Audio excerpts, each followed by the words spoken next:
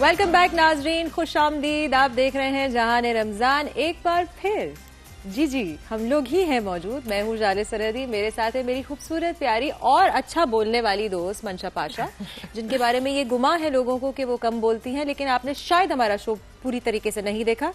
बोलती कम होंगी लेकिन जब भी बोलती हैं बजा बोलती हैं, अच्छा बोलती हैं। इनके पास कहने को बहुत कुछ जाले है। को आज मुझ पे बहुत प्यार आ रहा है। नहीं, मैं बिल्कुल प्यार वाली कहानी नहीं करी। मैं बहुत प्रैग्मेटिक, मैंने 1000 मरतबा बोला है, मैं बहुत प्रैग्मेटिक हूँ, मैं बहुत इमोशनल हूँ मैं, but that doesn't necessarily hinder my judgement. I am logical, I am a logical person. और इसी हिसाब से नाजरीन आज थिंक हमारा 25वां रोजा है। 25वां रोजा है। 25th नहीं करो मंशा। हाँ, माई गॉड, 25 विच मीन्स कि we have either 4 or 5 more days to go। 5 more days to go। और बस अब हमारा साथ जाले, तुम्हारा और मेरा एटलीस्ट इस शो की हद तक बहुत जल्द जो है खत्म होने वाला है। But it's been such a wonderful experience. और मैं ये नहीं बता सकती कि मेरे लिए चूंकि ये एक नया एक्सपीरियंस था, आप सबसे इस वक्त इस जबरदस्त टाइम पे आप सबके साथ जो मैंने ये वक्त गुजारा है वो मैंने कितना इंजॉय किया। मैंने खुद बहुत कुछ सीखा है। मैं और जाले यही बात कर रहे थे कि हमने खुद इतना कुछ सीखा है। और इसी हवाले से जो आज का हमारा टॉपिक है उसमें भी शायद हम बहुत कुछ सीखेंगे, क्योंकि आज का हमारा टॉपिक है और सिखाएंगे भी और सिखाएंगे भी। आज का हमारा टॉपिक है नज़्म ज़ब्त, जो डिसिप्लिन है जो हम अपनी जिंदगी में ला सकते हैं to achieve our goals and to overall जो है इम्प्रूव आवर लाइफ। कितना जरूरी है टू बी डिसिप्लिन। भाई मंशा, आई फील कि मैंने तो अपने आप पे जो है खुद ही रूल्स एंड रेगुलेशंस लगाए हुए हैं बहुत सारे। और मुझे बचपन बिकॉज एक रिस्पॉन्सिबिलिटीज आप पे जब पड़ती हैं तो आपको अपनी रिस्पॉन्सिबिलिटीज सही तरीके से निभाने के लिए आपको नज़्म ज़ब्त की बहुत जरूरत पेश आती है। और वैसे भी इस्लाम एक ऐसा मजहब है, हमारा ऐसा दीन है विच इज दीन कहना बहुत जरूरी है। It's a way of life जिसमें आपको बहुत ईजी तरीके से बताया गया है कि किस तरह से आपने क्या करना है। हर नमाज के सारे औकात हैं, टाइमिंग्स अलग अलग हैं, किस तरह से अदायगी करनी है, किस तरह दे ऑल आपको एक डिसिप्लिन ही सिखाते हैं। जब आप टाइमिंग के हिसाब से जब नमाज पढ़ते हैं तो उसके बहुत सारे फवायद हैं। उनमें से एक ये भी है कि आप डिसिप्लिन रहें, टाइम की आपको मैनेजमेंट आए कि अब ये जो है जोहर का वक्त है, असर का वक्त है। उसके अलावा जो आपकी जिंदगी में जो नमाज आपको सिखाती है साफ रहना, उसका भी एक डिसिप्लिन होता है कि अपने आप को साफ रखना है। और जाले मैंने नोटिस किया कि टाइम मैनेजमेंट हम पाकिस्तानियों की, खैर मैं अपने आप को भी उसमें शुमार करूंगी कि हमारी टाइम मैनेजमेंट इतनी अच्छी नहीं है। मेरी बहुत अच्छी, हाँ, जाले की बहुत, मेरी ऑनेस्टली बहुत अच्छी। और ये मेरा कॉन्शियस एफर्ट रहा है। और इसकी वजह यह है कि मेरी अम्मी जो है वो बहुत रेजिमेंटल है। Like I give all the credit to my mum. My father wasn't regimental और टाइम की कदर उनको नहीं थी, बट मेरी अम्मी को रही थी। और वो उसकी वजह यह है कि मेरी अम्मा का जो हिस्ट्री है और उनके जो खानदान है वो आर्म फोर्सेस से उनका ताल्लुक था। सो एक सर्टन टाइम में उठना बैठना। She was in this convent school, ठीक है, शी वॉज ए बोर्डर, बिल्कुल बोर्डिंग स्कूल। मेरी अम्मी भी कॉन्वेंट स्कूल की थी। सो उनकी टाइम मैनेजमेंट एग्जैक्टली, सो उनको सिखाया गया था। एंड दूसरी चीज ये कि मेरी अम्मा स्कूल का हिस्सा रही है। She was she been a principal for the longest time. और वो एक टाइम पे, और फिर उनकी वजह से उनको देखा देखी मुझ में आया, बहन में नहीं आया, मुझ में आया। अच्छा, पर इसमें एक मसला भी है कि जैसे मैं और जाले कब किसी इवेंट पे जा रहे होते हैं तो अगर उसका नाइट टाइम होता है 8:30 बजे, तो जाले कहती है मंशा तो फिर हम 8:30 बजे निकल जाएंगे। मैं कहती हूँ जाले नहीं, वहां पे कोई नहीं होगा। मैं इसको फोर्स करती हूँ कि तुम 9:45, क्योंकि मुझे पता है कि मीडिया के लोग हैं, कितने बजे, मैंने कहा 9:45 बजे से हम पहले नहीं निकलेंगे। और हर दफा जाले क्या होता है, हाँ मैं हमेशा जल्दी होती हूँ, बट देखिए इसमें मेरा कसूर नहीं है। हाँ, उसमें उन लोगों का कसूर है। तो मैं यही कह रही हूँ कि हम क्यों ऐसे बन गए हैं कि हम जो है जो टाइम लिखते हैं उस पे कोई आता नहीं है, आता हर कोई जो है 1-1.5 घंटे लेट। अच्छा, ये कराची वालों का थोड़ा, क्योंकि हम काम भी ऐसा करते हैं, कराची वालों का मसला है। हाँ। आप एक्चुअली कराची के शहर से बाहर निकलो, क्योंकि कराची शहर जो बहुत देर तक खुला भी रहता है, ठीक है, यहाँ पे मसले मसाइल नहीं है, रोशनियों का शहर कहा जाता है रीजन। सो जब आप लाहौर जाते हैं, इस्लामाबाद जाते हैं, हर चीज़ बहुत वक्त पे होती है, ठीक है। हालांकि मुझे थोड़ा सा लाहौर में लेट बैक लगता है एटीट्यूड, लेकिन टाइम पे चीज़ें ख़त्म ज़रूर कर देते हैं। शुरुआत होती है और ख़त्म हो जाती है। अच्छा, मैं यहाँ ज़रूर एक चीज़ मेंशन करूंगी कि जहाँ डिसिप्लिन बहुत अच्छा है आपके लिए, बहुत ज़्यादा रिजिड होना ह्यूज प्रॉब्लम। अच्छा, जो लोग रिजिड होते हैं वो फिर एक चीज़ अगर शुरू करते हैं तो फिर उनको ख़त्म नहीं की जा सकती वो चीज़, वो इतना उनकी रेजिमेंट का हिस्सा हो जाता है कि वो मसला भी अगर चला गया है, जैसे कि दवाइयाँ लेना। अच्छा, कुछ लोग दवाइयाँ इतना रेजिमेंटली लेते हैं कि अब उनके जहन में आ गए कि नहीं ये हमें इसकी ज़रूरत है, वो एक हैंडीकैप बन जाता है। बिल्कुल, जबकि अब उनको ज़रूरत नहीं भी है तो वो ले रहे होते हैं। Disorder, there is a thing called obsessive compulsive disorder, OCD जिसे कहा जाता है। और ऐसे लोग जो है कंट्रोल फ्रीक्स हो जाते हैं। मैं इस चीज को गिरा से बांधती हूँ कि देयर इज 99% जो है वो आपको जो जिंदगी दे रही है आपने उसे उस तरीके से झेलना है। 1% इज द ओनली थिंग जो आपके हाथ में होती है। तो वो कंट्रोल आपका सिर्फ 1% है। तो अगर आप वो दूसरे सर्कमस्टांसेस को और दूसरे लोगों को भी कंट्रोल करने की कोशिश करेंगे ना, तो वो थोड़ी प्रॉब्लमैटिक हो जाती है और बड़ी थिन लाइन होती है। इसलिए मेरा जो नज़्म ज़ाब्ता, मेरा जो प्रिंसिपल है वो अपनी तक है। और तुम बात करी थी ना जल्दी जाने की, सो मुझे याद है मैं एक सीरियल करना शुरू किया था मैंने, वो अर्लियर डेज थे मेरे, I think 3rd 4th serial होगा मेरा, और हसीब हसन थे, बहुत अच्छे डायरेक्टर है वो। सो उनसे मेरी मीटिंग थी तो उन्होंने मुझे पहली चीज़ ये कहा, बिकॉज वो इसी तरह के किसी शख्सियत से गुजर चुके थे जो वक्त की पाबंदी नहीं करते थे, तो उन्होंने मुझे कहा कि भाई आपने सेट पर 10 बजे मौजूद होना है, बाय हुक बाय क्रुक। मैंने कहा ये आप गलत इंसान से कह रहे हैं मैं पहुंची भी होंगी। अच्छा, कुछ डायरेक्टर्स हैं जो कि माशाल्लाह से बहुत वक्त के पाबंद है। Mehreen Jabbar is one of them, उनके साथ भी मैंने काम किया। वो 8:30 बजे खुद आ जाती थी सेट पे। और यासिर नवाज, वो भी बहुत वक्त के पाबंद है। मेरी कहानी खत्म नहीं हुई थी। हाँ, सॉरी। अच्छा, मुझे लगा कहानी नहीं, मैंने सिर्फ उनका बताना थोड़ी था, मैंने आपको बताना था हुआ क्या। तो 10 बजे उन्होंने मुझे कहा और हमने घर पे मौजूद होना था। ठीक है, मैं आ गई 10 बजे, गेट भी नहीं खुला था, अंदर जो घर वाले हैं वो बैठ के नाश्ता कर रहे थे, बिकॉज नाज़रीन हम लोगों के घरों पे शूट करते हैं। ठीक है, नाश्ता कर रहे हैं। पहले दिन ये हुआ, दूसरे दिन ये हुआ, उसके बाद वो लोग सब जो है मुझसे शर्मिंदा होना शुरू हो गए, कास्ट वाले और क्रू वाले।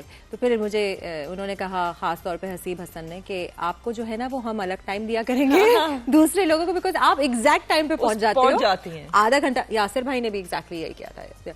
लेकिन उससे हुआ ये कि क्योंकि मैं जल्दी पहुंच रही थी रोजाना, तो मुझे आधा घंटा तो लेट किया, लेकिन दूसरों को भी फिर जल्दी बुलाया गया। वो देखा देखी, क्योंकि सबने किसी तरीके से नंबर बढ़ाने होते हैं, they all started coming early time. So at least उस वजह से बेहतरी आई हमारे प्रोजेक्ट की तरफ कि हमने वक्त पे उसे खत्म भी किया। And it was a soap, it rain for a long time. अच्छा, मैंने ये जो डायरेक्टर्स हैं जो खुद बड़े वक्त के पाबंद होते हैं और बहुत डिसिप्लिन होते हैं, उनके माशाल्लाह से प्रोजेक्ट्स भी बहुत जल्दी खत्म हो जाते हैं। जैसे मैंने नाम लिया महरीन जब्बार का, जो मैंने उनके साथ एक्सपीरियंस किया, क्योंकि she was so disciplined herself, then everybody else was disciplined. And Yasir Nawaz का भी ये कि जो मैंने उनके साथ सीरियल किया था खुदगर्ज, हमारा जो टाइमलाइन था उससे तकरीबन 1 हफ्ता पहले वो ख़त्म हो गया था सीरियल, क्योंकि उन्होंने इतनी अच्छी जो है टाइम मैनेजमेंट रखी, इतने डिसिप्लिन वो खुद थे। अच्छा, बाहर मुल्क में ये डिसिप्लिन इतना इंपॉर्टेंट है, and that's why people get so much more accomplished. और क्योंकि यहाँ पाकिस्तान में हमारी टाइम मैनेजमेंट इतनी अच्छी नहीं है, तो हमें लगता है दिन तो पता नहीं कहाँ चला गया। भाई देखिए, time is money, that is how it is. इसको आप ट्रांसलेट कर लो, अगर आप बिजनेस कर रहे हो, काम कर रहे हो, टाइम इज मनी। हमारी एक मॉडल है जो यहाँ पे टॉप मॉडल है, ठीक है, नाम मैं उनका नहीं लूंगी, तो वो अपने हिसाब से जाया करती थी सेट पे, उनको बुलाया गया है, वो अपने हिसाब से गई है मेकअप कराने के लिए, और किसी ने कभी कुछ कहा नहीं, पैसे वैसे नहीं कटे, कुछ ऐसा हुआ नहीं। फिर उनको बाहर मुल्क जाने का मौका मिला और वहाँ पे समवन एल्स जो ब्रांड वहाँ का था, उन्होंने उनको हायर किया फॉर अ जॉब। तो उन्होंने अपना वही तरीका रखा, वो गई हैं, अगर उनको 9 बजे का कॉल टाइम था तो शी वेंट एट 10:30 11। किसी ने उनसे कुछ नहीं कहा, मेकअप शुरू हुआ, काम हुआ। जब उनको पैसे मिले तो वो कट हुए थे, 2 hours वर कट, बिकॉज उन्होंने यही बोला कि हम लोग केवल लड़ने का भी टाइम नहीं है, we can't make you organise in that manner, because आपने हमारे क्रू को वेट कराया, आपने हमारे मेकअप आर्टिस्ट को वेट कराया, आपने हमारी लोकेशन पे वेट करवाया। सो हमने आपसे कहा कुछ नहीं, लेकिन हम आपको पैसे इतने देंगे। अच्छा, I am very good in understanding कि जिस जगह मैं काम कर रही हूँ वहाँ पे जो लोग हैं उनका क्या रवैया है टुवर्ड्स टाइम। That's true. लाल कबूतर में we were shooting at 5 in the morning, was our call time used to be at 4. और सादा, क्योंकि ज्यादातर जो शूट थी वो डे टाइम थी and we had to utilize the daylight hours. तो हमारी बहुत जल्दी सुबह की कॉल टाइम होती थी और बहुत जल्दी हमें रात को जो है सो जाना। हमारी शूट 12 घंटे की होती थी, 6-7 बजे हम फारिग हो जाते थे और फिर we had to go home and sleep. So throughout that shoot मैंने वो अपना स्केड्यूल रखा। और पर मैं ये भी रियलाइज कर लेती हूँ कि जहाँ लोग ऑर्गेनाइज नहीं है तो वहां पे फिर मैं कहती हूँ कि अब इनसे लड़ने का क्या बिल्कुल सही है मंजू, और होना भी ऐसे ही चाहिए। मेरे लिए थोड़ा प्रॉब्लमैटिक हो जाता है क्योंकि मुझे एंग्जाइटी होना शुरू हो जाती है कि अगर मैं सही जो टाइम मुझे कहा गया है उससे मैं निकल नहीं रही, और फिर भी मैं अपने आप को रोकती भी हूँ, तब भी मैं one of the first ones होती हूँ। अच्छा, ये जो एप्लीकेशन ऑफ डिसिप्लिन है ये सिर्फ टाइम मैनेजमेंट की तरफ नहीं बैठता, ये बहुत सारी चीजों में आपकी जिंदगी की हर चीज में आ जाता है। और मुझे लगता है क्योंकि मैं बड़ी थी घर में तो मुझ पर रिस्पॉन्सिबिलिटी जल्दी आ गई थी। रिस्पॉन्सिबिलिटी अपनी, मतलब किसी और की नहीं, अपनी ही, कि अपना होमवर्क टाइम पे करना है, सबमिट कराना है, फलाना ढिमाका, और ये मेरी जिम्मेदारी है। एल्डेस्ट बॉर्न प्रॉब्लम्स भी नहीं कहूंगी मैं, I feel I am equipped with a lot more. ठीक है, मेरे लाइक मैं डिपेंडेंट नहीं हूँ किसी और पे। उसमें जो है, क्योंकि एक तो मैं मिडिल क्लास से बिलोंग करती थी, तो हम लोग सब ने अपने, अभी all self made people, like हम लोगों ने अपना काम किया, अपनी सेविंग्स की, मैंने अपनी शादी खुद की, मंशा ने एग्जैक्टली वही किया है। वी आर माशाल्लाह I feel you know blessed, yes absolutely self dependent. उसके लिए भी जो है ना, मैंने हमेशा बैंक अकाउंट में जब पैसे रखे तो मैंने हमेशा ये सोच के रखे कि इस अमाउंट से कम होंगे तो मैं कुछ नहीं खरीदूंगी। सो इट्स ऑलवेज बीन, आज तक वही है। हालांकि माशाल्लाह वो सिचुएशन थोड़ी बाहर निकल गई है, लेकिन आज तक वही है। But it helps me a lot. एक तो ज़हनी सुकून मिलता है मुझे, ठीक है, और प्लस हमने जो ये रमजान की ट्रांसमिशन आप लोगों के साथ की है ना, इससे हमने बहुत कुछ सीखा है। हमने सोबिया से भी बहुत कुछ सीखा है, जो कि इस वक्त किचन में खड़ी हुई है, कि वो कितना टाइमली खाना बना लेती है, क्योंकि पेश करती है हमारे सामने। क्योंकि बाज़ औक़ात फिर लोग जब किचन में होते हैं उनको लगता है कि चीजें कितना टाइम लगा लेंगी, लेकिन she does it in such a good way. And like जाले said, the show has taught us time management, और ये सारी जो कहानी हमने आपको बताई है जनरल, यार हमारी जो रबिया है वो गेस्ट को लाइन अप करना, हम लोग अभी डिसाइड करते हैं कि हमारा टॉपिक होगा, रात को जो है वो उसी हिसाब से गेस्ट लाइन अप होते हैं। हमारे पास जो है वो सरबत पैकेजेस बना के पेश कर देती है। एहसान जो है मैं बता रहा होता है, भाई इस टॉपिक को इस तरह से लेके चलना है। We are so organised and in sync. और ये सिर्फ 30 दिन में हुआ है। I think there was someone, बल्कि ये 30 दिन में भी नहीं जाले, वो हमें शुरू के जो कुछ दिन थे उसमें तो हमारे जो व्हील्स थे वो टर्न कर रहे थे। हम शुरुआत में जो है हमने बड़ी जल्दी इसको, क्योंकि ऐसा नहीं था कि हमारे पास 2-3 महीने थे शो को प्लान करने के लिए, हमने बहुत लास्ट मिनट ये शो प्लान किया। हाँ, बहुत लास्ट मिनट शो प्लान किया, और अल्हम्दुलिल्लाह क्योंकि हमारी टीम इतनी अच्छी थी और होस्ट भी इतने अच्छे कि हमने ये मैनेज कर दिया। जी बिल्कुल, तो दिख रहा है। और आप लोगों ने ना बहुत हमारा साथ दिया है, हर तरीके से साथ दिया है। हमें इतनी अच्छी कमेंटरी मिली है, और कमेंटरी के साथ साथ जो हमारे नंबर्स हैं वो भी बहुत अच्छे हैं। आप प्लीज यूट्यूब पे भी जाइए, आप प्लीज इंस्टाग्राम पे भी जाइए। Tell us what you want from us. मुझे ना, जब मैं लोगों से कहती हूँ ना कि आप जाके कमेंट करें, तो मेरा मकसद कतन ये नहीं होता कि आप जाके तारीफों के पुल बांधिए। आप बताइए आपको क्या बेहतर लगता है जो हम आपके सामने पेश कर सकते हैं, या कोई गुफ्तगू ऐसी है, या कोई टॉपिक ऐसा है जो कहीं और डिस्कस नहीं हो रहा। बिकॉज हमारी कोशिश थ्रू आउट यही रही है इस शो के तवस्सुक से, कि हम ऐसी बातें उजागर करें माशरे में जो सोल्यूशन की तरफ जा सकती है। सिर्फ नेगेटिव चीजें हाईलाइट करना मकसद नहीं है। और मेरे ख्याल से हमारी पूरी टीम ने इस बात को समझा। हमारे सारे कैमरामैन हो गए, हमारे कंटेंट वाले हो गए, they all understood the assignment. And वो असाइनमेंट के साथ आज आई थिंक हम लोग 25th रोजे बैठे, और आज भी हमें इतना कुछ है हमारे पास बोलने को। और गेस्ट की बहुत लाइनअप है, बहुत अच्छी लाइनअप है गेस्ट की। अच्छा जाले, मुझे एक जो बात करनी थी डिसिप्लिन के हवाले से, what was in your life that you had to change when you came into the industry in terms of discipline. जैसे कि मैं थी, मेरा इतना कोई स्किन केयर रूटीन भी नहीं था, मैं इतना ज्यादा अपने आप पे तवज्जो नहीं देती थी इन दैट वे जितना जरूरी है इस इंडस्ट्री में रह के करना। और मुझे याद है जब शुरू में मुझे रियलाइज हुआ कि भाई लाइट्स हैं, कैमरा है, मेकअप है, इसकी वजह से स्किन भी डिटेरिएट होती है, बाल भी खराब होते हैं। तो जो टाइम आपको मिले उसमें आपको मेंटेन करना है, आपको जो भी आपकी रूटीन्स हैं उसमें आपने इनकॉर्पोरेट करना है, स्किन केयर, हेयर केयर। और उसकी वजह से मैं शुरू में इतनी परेशान रहती थी, मैं कहा यार हर वक्त जो है अब ये उतारो, अब ये लगाओ, अब ये देखो, अब ये करो। और अगर मैं नहीं करती तो इसका मतलब है कि मेरी स्किन डिटेरिएट होती है। तो क्योंकि वो मेरी रेजिमेंट का हिस्सा नहीं था तो मुझे बड़ी परेशानी होती थी। But I incorporated it, realising that मेरा जो लाइन ऑफ वर्क है उसमें ये जरूरी है। अब ये चीज एक आदत बन गई, अभी आदत होगी, अभी बगैर सोचे समझे होता है, अब ये बगैर सोचे। अच्छा, मुझे आई थिंक सबसे ज्यादा डिफिकल्ट ये लगा था कि मैं बहुत हाइपर फोकस्ड हूँ। लाइक आई एम, अगर मैं कोई चीज एक कर रही होती हूँ ना तो मैं वो करना शुरू होती हूँ। Even though now I think I am a multitasker, initially I wasn't. तो मल्टीटास्किंग जो है मुझे ऑन द जॉब आई है। मैं जब मेरी पढ़ाई ऐसी थी, मैं फाइन आर्ट्स किया हुआ मैंने साइकोलॉजी था मेरे पास, सो वो उसमें इतना टाइम निकल जाता था कि मुझे घरेलू चीज़ें जो होती थी ना, जैसे थ्रेडिंग करानी है या ब्यूटिफिकेशन वाली, वो मैं भूल जाती थी. When I came into this profession I understood, like Mansha said, there are other elements जिनको साथ लेके चलना होता है और किस तरह से मैनेज करना होता है. And now I am a multitasker, और मल्टीटास्किंग करते करते मैं चाह रही हूँ कि हम लोग लेते हैं एक छोटी सी ब्रेक से वापस आएंगे. हमारे पास एक गेस्ट मौजूद होंगे जिनसे इसी किस्म की गुफ्तगू होगी और हम आपसे भी मुखातिब होंगे. तो आप ब्रेक लीजिए जहां पाकिस्तान से और फौरन से लौट के आइए. वेलकम बैक नाजरीन, आप देख रहे हैं जहान रमजान 365 न्यूज पे. अच्छा, सोबिया के जो किचन है उसमें से बड़ी आवाजें आ रही हैं, तो जरा पूछते हैं सोबिया से कि आज अफ्तारी के लिए क्या तैयार किया जा रहा है. सोबिया, क्या बना रही हो? आज जो है मैं लाई हूँ चिकन बर्रा. अच्छा, चिकन बर्रा के बारे में मैं थोड़ी डिस्क्रिप्शन दे दूं. चिकन बर्रा जो है वो इंडियन डिश है, कुजीन मुगलई डिश कहलाई जाती है, जो कि लखनऊ में बड़ी फेमस है.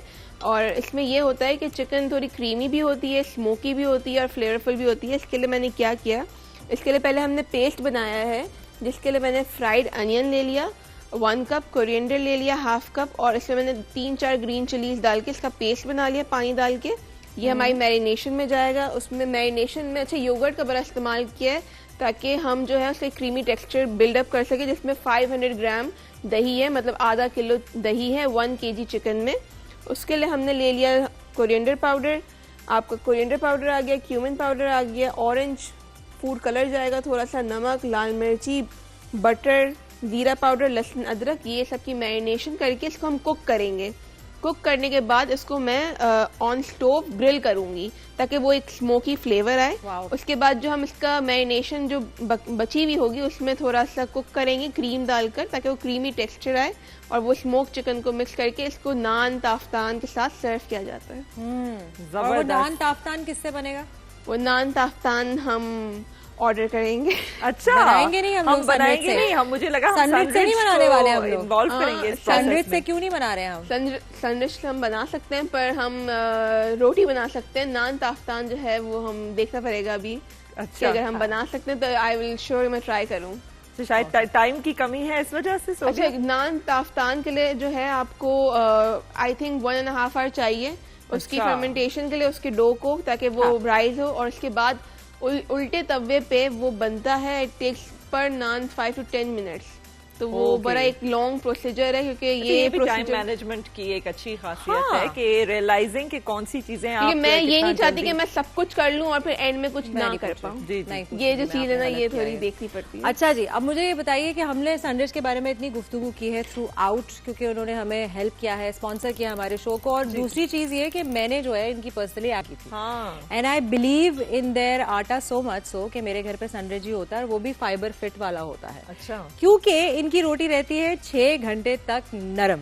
और ये बात बताने के लिए और ये एक्चुअली प्रूव करने के लिए हमारे पास मौजूद हैं सनरिच के मार्केटिंग मैनेजर फर्रुख अंजुम. अस्सलाम वालेकुम. कैसे आप? बिल्कुल ठीक. हम दोनों होस्ट की तरफ से, हमारी टीम की तरफ से आपको रमजान मुबारक. बहुत बहुत शुक्रिया आपको भी. अच्छा, सनरिच का जो आटा है जो हम यूज करते हैं, वो हमारे लिए किस तरह फायदेमंद है, ये जरा और बयान करें. अच्छा, मैं आपको बता दूं, सनरिच का जो आटा है ना जी, बेसिकली सनरिच ने पाकिस्तान में सबसे पहली दफे टेक्नोलॉजी इंट्रोड्यूस की, जिसको पीसा मिल टेक्नोलॉजी कहते हैं. बेसिकली इसमें 11-12 तरह की सफाई होती है, जो कि आप आम चक्की आटा लेते हैं बाजार से, उसके अंदर वो डस्ट भी होती है, कीड़े मकोड़े वाली चीज़ें होती हैं. तो सनरिच इस चीज़ का खास ख्याल रखते हैं कि वो चीज़ें जो अपनी फैमिली को दे रहे हैं उसके अंदर किसी भी तरह की ना अनहाइजीनिक चीज़ें ना हो, वो प्रोसेस ना हो, मतलब उसके अंदर डस्ट होती है, जर्म्स होते हैं, लार्वाज होते हैं. तो वो सबको एलिमिनेट करके आपको एक ऐसा आटा देते हैं जिसको आपको फैमिली को श्योरिटी के साथ खिला सकते हैं कि इसके अंदर कोई ऐसी चीज़ नहीं है जो किसी डिजीज़ की सबब बन सकती है.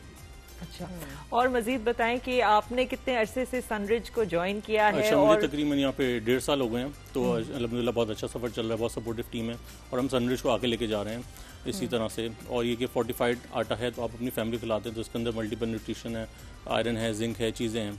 हाँ, हर ब्रांड के पीछे ना, स्पेशली हर फूड ब्रांड के पीछे कोई ना कोई इसकी फिलॉसफी होती है. ठीक है, तो मैं जब गई थी पहले, आई थिंक किसी पता नहीं कौन सा कोई फूड का नहीं फेस्टिवल होता, उसमें था. ठीक है, and I was blown away, क्योंकि मैंने इन लोगों के रोल्स खाए थे, और मैं जनरली आटा नहीं खाती बिकॉज मुझे टेस्ट आता है आटे का, कुछ होता है ना, क्योंकि मैं I am usually on almond flower and coconut flower. और क्योंकि जब मैं शिफ्ट करती हूँ तो मुझे रोटी और आटे का फ्लेवर आता है. वो मैंने आटा खाया था, it was crisp, it was light and I did not feel like कि मैं रोटी बहुत पसंद है, आई लव रोटी, ऑनेस्टली बता रही हूँ मैं, दिस इज नॉट जस्ट कि मैं एक्टिवेशन कर रही हूँ और यहाँ बैठे हुए हैं, मेरे घर में यही आता है। सो मुझे बताए इसके पीछे फिलॉसफी क्या है? अच्छा, मगर फिलॉसफी देखिए, पाकिस्तान के अंदर ना फूड में सबसे पहली चीज बोले तो क्या आती है? रोटी आती है। पाकिस्तान में खाना खा लो कहते हैं, रोटी खा लो। तो बेसिकली जो आपका सबसे बड़ा फूड से कनेक्शन है वो रोटी से है। और रोटी की लाइफ क्या है? रोटी की लाइफ है कि जब तक वो नर्म है, जो रोटी अगर सख्त होगी तो खत्म हो गई। तो बेसिकली सनरिच की जो टेक्नोलॉजी यूज करता है पीसा मिल की, जिससे हमारा मॉइस्चर कंटेंट बहुत कम होता है, जिससे रोटी हमारी 6 घंटे से भी ज्यादा नरम रहती है। 6 घंटे तो हम क्लेम करते हैं, इसलिए अपने घर में ट्राई करें। अब देखें, घर के अंदर कल्चर ऐसा है कि हर कोई अलग वक्त पे खाना खा रहा है, तो बार बार हर किसी की रोटी बनाना मसला होता है। तो खवातीन के लिए बड़ी अच्छी चीज है कि आपने एक दफा रोटी बनाई, वो 6 घंटे तक, रमजान में, स्पेशली रमजान में, या गैस की लोड शेडिंग या कोई भी एक्सपायरी रीजन हो गया, कोई घर से लेट आ रहा है, किसी भी टाइम आ रहा है, तो ये बड़ी अच्छी चीज है कि अपने एक दफा रोटी बनाए वो 6 घंटे तक फ्रेश है। हाँ। अच्छा, ये तो ग्राम फ्लावर हो गया ना, जैसे रोटी। व्हाट अबाउट नॉर्मल फ्लावर, मैदा वगैरह, उसके हवाले से सनरिच ने कभी सोचा है? सनरिच का हमारे पास पूरी रेंज है फ्लावर की, एक्चुअली बेकरी है, पूरी बेकरी है हमारे पास। अगर मैं आटे की रेंज की बात करूँ, हमारे फोर्टिफाइड चक्की आटा है हमारे पास, सुपर वाइन, सुपर फाइट, हमारे पास फाइबर फिट आटा है, जो एक्स्ट्रा फाइबर आटा है, मतलब जिनके लिए हेल्थ इश्यूज हैं। फाइबर फिट के बारे में मुझे बताया, बिकॉज मुझे पर्सनली फाइबर फिट बहुत पसंद है। अच्छा, फाइबर फिट बेसिकली हमारा ये कॉन्सेप्ट है कि जो लोग बहुत हेल्थ कॉन्शियस हैं और जिनको मतलब एक्स्ट्रा फाइबर है, और उनको वेट कंट्रोल करना है, जिनको अपनी एनर्जी बूस्ट करनी है, उसके लिए बड़ा फायदेमंद होता है, क्योंकि एक्स्ट्रा फाइबर है। और मतलब जो लोग एक्सरसाइज करते हैं उसके लिए ना, तो वो एक हमने हर आटा बनाया हर नीड के लिए, मतलब सुपर फाइन आटा उसकी नीड है, सुपर वाइट आटा, चक्की आटा, तो हर मतलब खवातीन में घर में अलग डिशेस बनती हैं, किसी को चपाती बनानी, किसी को पूरी बनानी, किसी को पराठा बनाना है। अच्छा है उसका, बिकॉज हम जनरली जब फाइबर वाली चीजों की तरफ जाते हैं ना, तो वो बिल्कुल सख्त हो जाता है, सख्त भी होता है, नरम भी नहीं होता, और उसका टेस्ट भी जो है ना वो पेपर जैसा होता है। To be very honest, it's tasteless. This is not. हाँ, इसकी वजह ये कि जो आम आटा होता है उसकी स्टोन ग्राइंडिंग होती है, बहुत हाई टेम्परेचर पे होती है, जिससे उसकी जो न्यूट्रिशन और उसका जो टेक्सचर होता है ना वो खराब हो जाता है। जबकि हमारी टेक्नोलॉजी ऐसी है कि उसके अंदर वो जो आटा होता है ना, उसको लो कूल टेम्परेचर के ऊपर ग्राइंड करते हैं, जिससे उसका जो एसेंस है वो प्रिजर्व रहता है। तो बेसिकली हम काम करते हैं उसके 4 लेयर्स के ऊपर, मतलब प्रोडक्ट की अपीयरेंस, उसका अरोमा, उसका टेस्ट, उसकी न्यूट्रिशन। तो बेसिकली फूड का जो पूरा एक्सपीरियंस है ना, 4 लेवल्स, तो हम कस्टमर के पूरे 4 लेवल्स को देखते हुए प्रोडक्ट को डिजाइन करते हैं। अच्छा, जैसे कि मैंने बताया कि हमें वैसे पता भी, हमारे पास डिब्बे पड़े होते हैं सनरिच के, और मैं जब गुजर रही होती हूँ, आई थिंक ये 2 से 3 तलवार के बीच में जो है एक बेकरी है बहुत बड़ी, है ना सनरिच की। सो इसके सनरिच की बेकरी में बहुत सारी चीजें आपको मिलती है, जिसमें समोसे भी हो गए, 180 प्रोडक्ट्स हैं, मीठी चीजें भी हैं, ठीक है। So how do you manage the competition, because competing bakeries बहुत सारी मौजूद है, ठीक है। So आप कैसे स्टैंड अपार्ट करते हैं? हम इस तरह से स्टैंड अपार्ट करते हैं, बेसिकली हमारे जो इंग्रेडिएंट्स हैं वो हमारे अपने ही हैं, वही जो हेल्दी आटा है, वही जो हेल्दी शुगर है, चीज़ें वही हमारी फैक्ट्री की, उसी से हम वो बनाते हैं। तो बेसिकली हम इसको भी इंश्योर करते हैं हेल्दी, प्लस हम लोग के पास जो एक्सपर्ट टीम है जो बनाती है बेहतर टेस्ट और बेहतर क्वालिटी दूसरी बेकरीज के ऊपर। प्लस हमारी बेकरी एंड ग्रोसरी स्टोर्स के ऊपर अगर आप जाएँ तो वहाँ पे हमारे बेकरी आइटम्स भी हैं, प्लस हमारे वो ग्रोसरी स्टोर्स भी है, वहाँ पे हमारे सारी जो हमारी राइस ट्रेन, सॉल्ट, हमारा मैदा, आटा और हमारी कन्फेक्शनरी पूरी रेंज आपको मिलेगी। अच्छा, आप वैसे क्या पसंद करते हैं इफ्तारी में खाना? क्योंकि जो सनरिच है वो उसकी जो इतनी बड़ी प्रोडक्ट रेंज है, बहुत सारी चीजें ऐसे बना सकते हैं आप जो आप इफ्तारी में खाएं, और ये रमजान का महीना है, तो व्हाट डू यू पर्सनली? इफ्तारी की बात हो ना, तो पकौड़ों के बगैर तो इफ्तारी नहीं होती। तो मुझे जो सनरिच के बेसन के पकौड़े अच्छे लगते हैं ना, ऐसी कोई चीज नहीं होती। अच्छा, क्या कैसे आप बनाते हैं, आप कुकिंग करते हैं? मैं बिल्कुल कुकिंग करता हूँ, पकौड़े नहीं बनाता, लेकिन बाकी चीजें बताएं। हम तो सुनना चाहते हैं, मैं आपको बताऊं, मिसकंसेप्शन है, हालांकि दुनिया भर में ये कहा जाता है कि सबसे ज्यादा जो अच्छे शेफ्स होते हैं वो आदमी होते हैं, क्योंकि उनको खाने का भी शौक है। बिकॉज ये तो मैं सीधा सीधा कहती हूँ, उनको खाने का शौक है, इसलिए वो शेफ्स हैं अच्छे। लेकिन आप बताइए, आपको क्या खाने का शौक है और आप बनाते हैं? अभी तो आपने कहा पकौड़े खाने का शौक है, लेकिन आप पकौड़े बनाते नहीं, तो क्या चीज अच्छी बनाते हैं? अच्छा, मैं वैसे कढ़ाई अच्छी बनाता हूँ, मैं मतलब बिरयानी बना लेता हूँ, तो कुछ चीज़ें जो मुझे आती बनाता हूँ। वैसे तो बेगम बनाती है, वो मुझसे अच्छी कुक है, लेकिन मैं कम्पीट करने की कोशिश करता हूँ। उनके घर में क्या कंसेंसस है? आपकी बेगम क्या कहती है आटे के बारे में?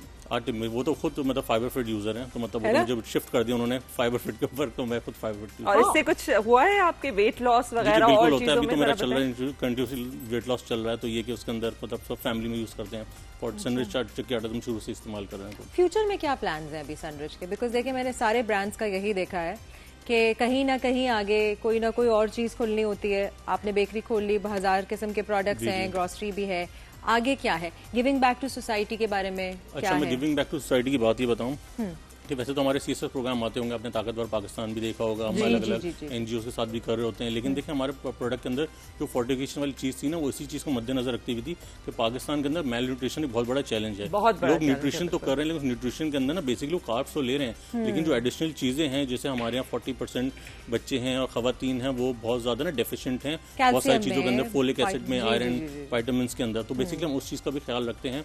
और इसी तरह जो जो प्रोडक्ट ऐड करते जा रहे हैं, यहाँ तक हमारी कन्फेक्शनरी रेंज भी वो भी हमने फोर्टिफाई की हुई है, ताकि बच्चे अगर कोई कन्फेक्शनरी प्रोडक्ट भी यूज़ कर रहे हैं तो उसके अंदर भी उनको वो चीज़ें पूरी हो रही हो। तो जब कोई जैसे अगर पेरेंट है बच्चों को लंच के लिए कोई चीज़ दे रहे हैं, तो उनको ये चीज़ डर ना हो कि अनहेल्दी प्रोडक्ट दे रहे हैं बच्चों को।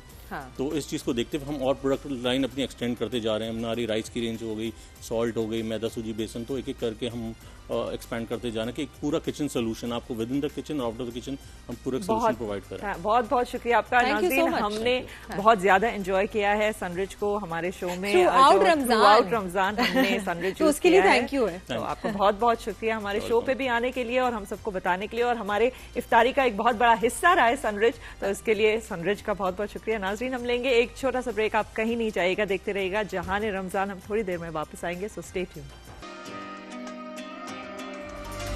वेलकम बैक नाज़रीन, आप देख रहे हैं जहान रमजान 365 न्यूज पे। अच्छा, अब ये एक नई चीज है, बहुत हसीन लग रही हो जाती है। जी थैंक्स यू। चिकन बर्रा। अच्छा, मैंने इसमें भी तुमने जब बोला यू सेड बर्रा, ये क्या चीज है? और ये मैंने पहली दफा नहीं सुनी, पहली दफा ही सुनी है। और ये इंडियन रेसिपी है और लखनऊ में जो मुगल हुआ करते थे, मुगली रेसिपी है। इसको मुगल इसलिए कहते हैं जिस चीज में आपको पता है क्रीम और थोड़ा स्मोकी फ्लेवर आ जाए, उसको थोड़ा मुगल कल के टॉपिक के लिए ज्यादा मुनासिब थी। आज हमने पहले कर दिया, ये कल का जो टॉपिक हमारा होने वाला था उस पे जो है ये ज्यादा होने वाला है। हम नहीं बता रहे भी क्या है, अभी नहीं बता रहे क्या है, लेकिन ये कि उसके लिए समझ में आ रहा है, कुछ समझ आ रहा है, समथिंग पास्ट में जाएंगे, लेकिन फिर भी हम इसको आज एंजॉय करेंगे। अच्छा, इसके बारे में आपको किसने बताया? Is this like family recipe? अच्छा, जैसे कि हर टॉपिक के बारे में जब आप पढ़ते हैं या कुछ रिसर्च करते हैं तो आपको हर कम्युनिटी की चीजें पता चलना शुरू हो जाती हैं। तो वैसे ही जब हम कलनरी में जंप इन करते हैं तो हमें पता चलता है कि अच्छा ये पाकिस्तानी फूड है, अच्छा ये इंडियन फूड है, अच्छा ये अमेरिकन है, ये चाइनीज, ये कॉन्टिनेंट, जितने भी आपकी वो होते हैं शहर, डिफरेंट कुजीन होते हैं, उसके बारे में आप पढ़ना शुरू करते हैं। पढ़ने के साथ साथ फिर हमें आइडिया होता है कि इतना ऐसा मसालों में और इतना फर्क नहीं है जितना मुझे लगता है मेथड में जितना फर्क आ जाता है। अब इसमें जो मसाले गए हैं वो हमारे पाकिस्तानी कुजीन में भी जा रहे हैं। ऐसे कुछ डिफरेंट नहीं है। धनिया पाउडर, जीरा पाउडर, नमक, लाल मिर्ची, हरी मिर्च, प्याज, टमाटर, हरा धनिया, ये हमारे बस कुछ चीजें एडेड है। नहीं, एडेड भी नहीं, इसमें आप यकीन है जो चीजें है ना वो ही है, बट इसमें क्या है, इसमें दही है, कोरिएंडर है, हरी मिर्च है, तला हुआ प्याज है, लाल मिर्ची, नमक, चाट मसाला, धनिया पाउडर, जीरा पाउडर और दही, ये हमारे मसालों में भी है। अच्छा, इसमें मेथड का फर्क बहुत आ जाता है। चिकन है उसको मैं ऑयल में सिर्फ फ्राई करूंगी, ठीक है, शैलो फ्राई करके इसको निकाल लूंगी और फिर मैं यहाँ पे ग्रिल लगा के स्टोव ऑन करके इसको ग्रिल करूंगी, तो वो एक स्मोकी फ्लेवर आ गया। फिर जो मैरिनेशन बची उसको वापस से ऑयल में डाल के उसमें ये क्रीम का पेस्ट डालूंगी और इसको अच्छे से मिक्स करूंगी, तो वो जो क्रीमी और रिचनेस आएगी। तो मतलब ये देखिए चीजें वही होती हैं, बस हमने जो अब जैसे कहते हैं ना इंसान तो वही है, पर हमने इनको कल्चर वाइज डिस्ट्रीब्यूट कर दिया। बिल्कुल, तो ये वही रेसिपीज का भी हमारा जो आज का टॉपिक था वो है नज़्म व ज़ब्त, which is discipline. Jolly taking a stroll in the kitchen. मैं डिसिप्लिन करने गई थी कुछ लोगों को। पता है लाइव शो होता है, मैं ऑनेस्टली बताना चाहती हूँ, ये लाइव शो होता है और लाइव शो में हमारे इर्द गिर्द जो है ना बहुत सारी चीजें चल रही होती हैं और कभी कभार हम लोग इतना ज्यादा महफ हो जाते हैं अपनी चीजों में कि हम भूल जाते हैं कि लाइव चल रही है। तो बाहर कॉन्वर्सेशन चल रही थी जो मुझे बाकायदा सुनाई दे रही थी, तो मैंने उनको कहा एक्सक्यूज मी, हाँ जी लाइव शो चल रहा है, लाइव शो। अच्छा, ये जो है ये भी डिसिप्लिन है, अभी जाले करके आई है लोगों को, उसके हवाले से tell us it's very important कि एक आप जो टाइम स्पेंड कर रहे हैं किचन में वो डिसिप्लिन हो कि आप पूरा दिन ना लगा रहे हो बनाने में खाना। So how do you? मुझे लगता है जो कहते हैं जो स्टार्टिंग होता है जिनका बेचारों का, वो उनको लगता है मुझे लगता है वो बहुत बेचारे। मेरी जो बहन है छोटी, वो अगर मैश फ्राइज भी बनाने जाएगी तो शी टेक 1 आवर। मैं कहती हूँ अरीशा लाइक 1 आवर, कहती है तुम्हें नहीं पता आलू पील करना है, फिर उसको वॉश करूंगी, फिर ये करूंगी। अच्छा, मेरा होता है, अच्छा अब मैं बहुत प्रैक्टिस हो गई है बना बना के, तो मुझे लगता है कि हमारे लिए बहुत इजी होता है। मुझे लगता है खाना ओके टेंशन ये लो, मैं अगर 9 बजे सर्व करना है तो मैं 8:30 बजे किचन में चली जाऊंगी। Don't worry, I am very quick. ये आई एम वेरी क्विक, जो हमें पता है ना। हाँ, हमें पता है, हमने एक्सपीरियंस किया। मैं हमें हर दफा ये कहती हूँ कि मैं यहाँ से जाती हूँ। एक चीज बताती हूँ मैं आपको, एक सीक्रेट बताती हूँ कि ये जो आप इतना लंबा हम जो शो करते हैं ना 2.5 घंटे का, उस शो के पूरे 2.5 घंटे इस्तेमाल नहीं होते इसके किचन में। ये लिटरली आधे घंटे के बाद चली जाती है, मेकअप रूम में बैठी होती है, कभी यहाँ चेयर लगा हुआ होता है, कभी कभार हमें कहा जाता है स्विच करें किचन में, लेकिन सोबिया वहाँ मौजूद नहीं है, तो हम क्या करें स्विच करके वहाँ पे। अच्छा, मुझे होता है कि जल्दी है कुछ चीजें हॉट सर्विंग है, तो मैं जो हूँ फिर 5:30 एंड 5:55 ऐसे स्टार्ट करती हूँ। तब मैं फ्राई करती हूँ, मैं तब ग्रिलिंग पे आती हूँ। मुझे लगता है यार 15 मिनट्स में हो जाएगा। मुझे मेरा टाइम मैनेजमेंट पता है कि इतने बजे जो है आप किचन में आएंगे, ये सर्विंग इतने टाइम की, तो ये मेरा टाइम मैनेजमेंट भरा इसमें अच्छा है। और मुझे लगता है ये स्ट्रॉन्ग इसलिए हुआ क्योंकि when I was 12 years old और मेरी 2 बहनों की शादी हो गई बहुत जल्दी, तो वो मुझ पे आ गया। Like I have to come from school के बाद मैं लड़कियों के साथ इधर उधर चाट वाट नहीं खा सकती थी। I have to come home, मुझे रिस्पॉन्सिबिलिटी थी, मुझे लंच बनाना है, फिर मुझे ट्यूशन जाना है, फिर मैंने रात का आके देखना है। तो इट्स टाइम मैनेजमेंट जो बचपन से मेरी अम्मा ने मेरे ऊपर। अच्छा, ये चीजें मतलब इम्पोर्टेंट है कितनी इंस्टिल करना नाजरीन। ये हमें सोबिया ने ही बताया because she had to cook at such a young age and then she became a cook माशाल्लाह से। So thank you so much Sobia. अच्छा नाजरीन, हम लेंगे एक छोटा सा ब्रेक। आप कहीं मत जाइएगा, वापस यहीं पे आइएगा अगर कहीं जा भी रहे हैं, क्योंकि हम यहाँ पे मौजूद हैं। देखते रहिए जहाने रमजान 365 न्यूज।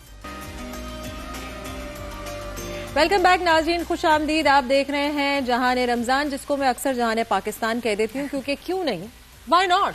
जहाने पाकिस्तान में ही जहाने रमजान देखा जा रहा है, बल्कि बैरून मुल्क भी बहुत एंजॉय किया जा रहा है।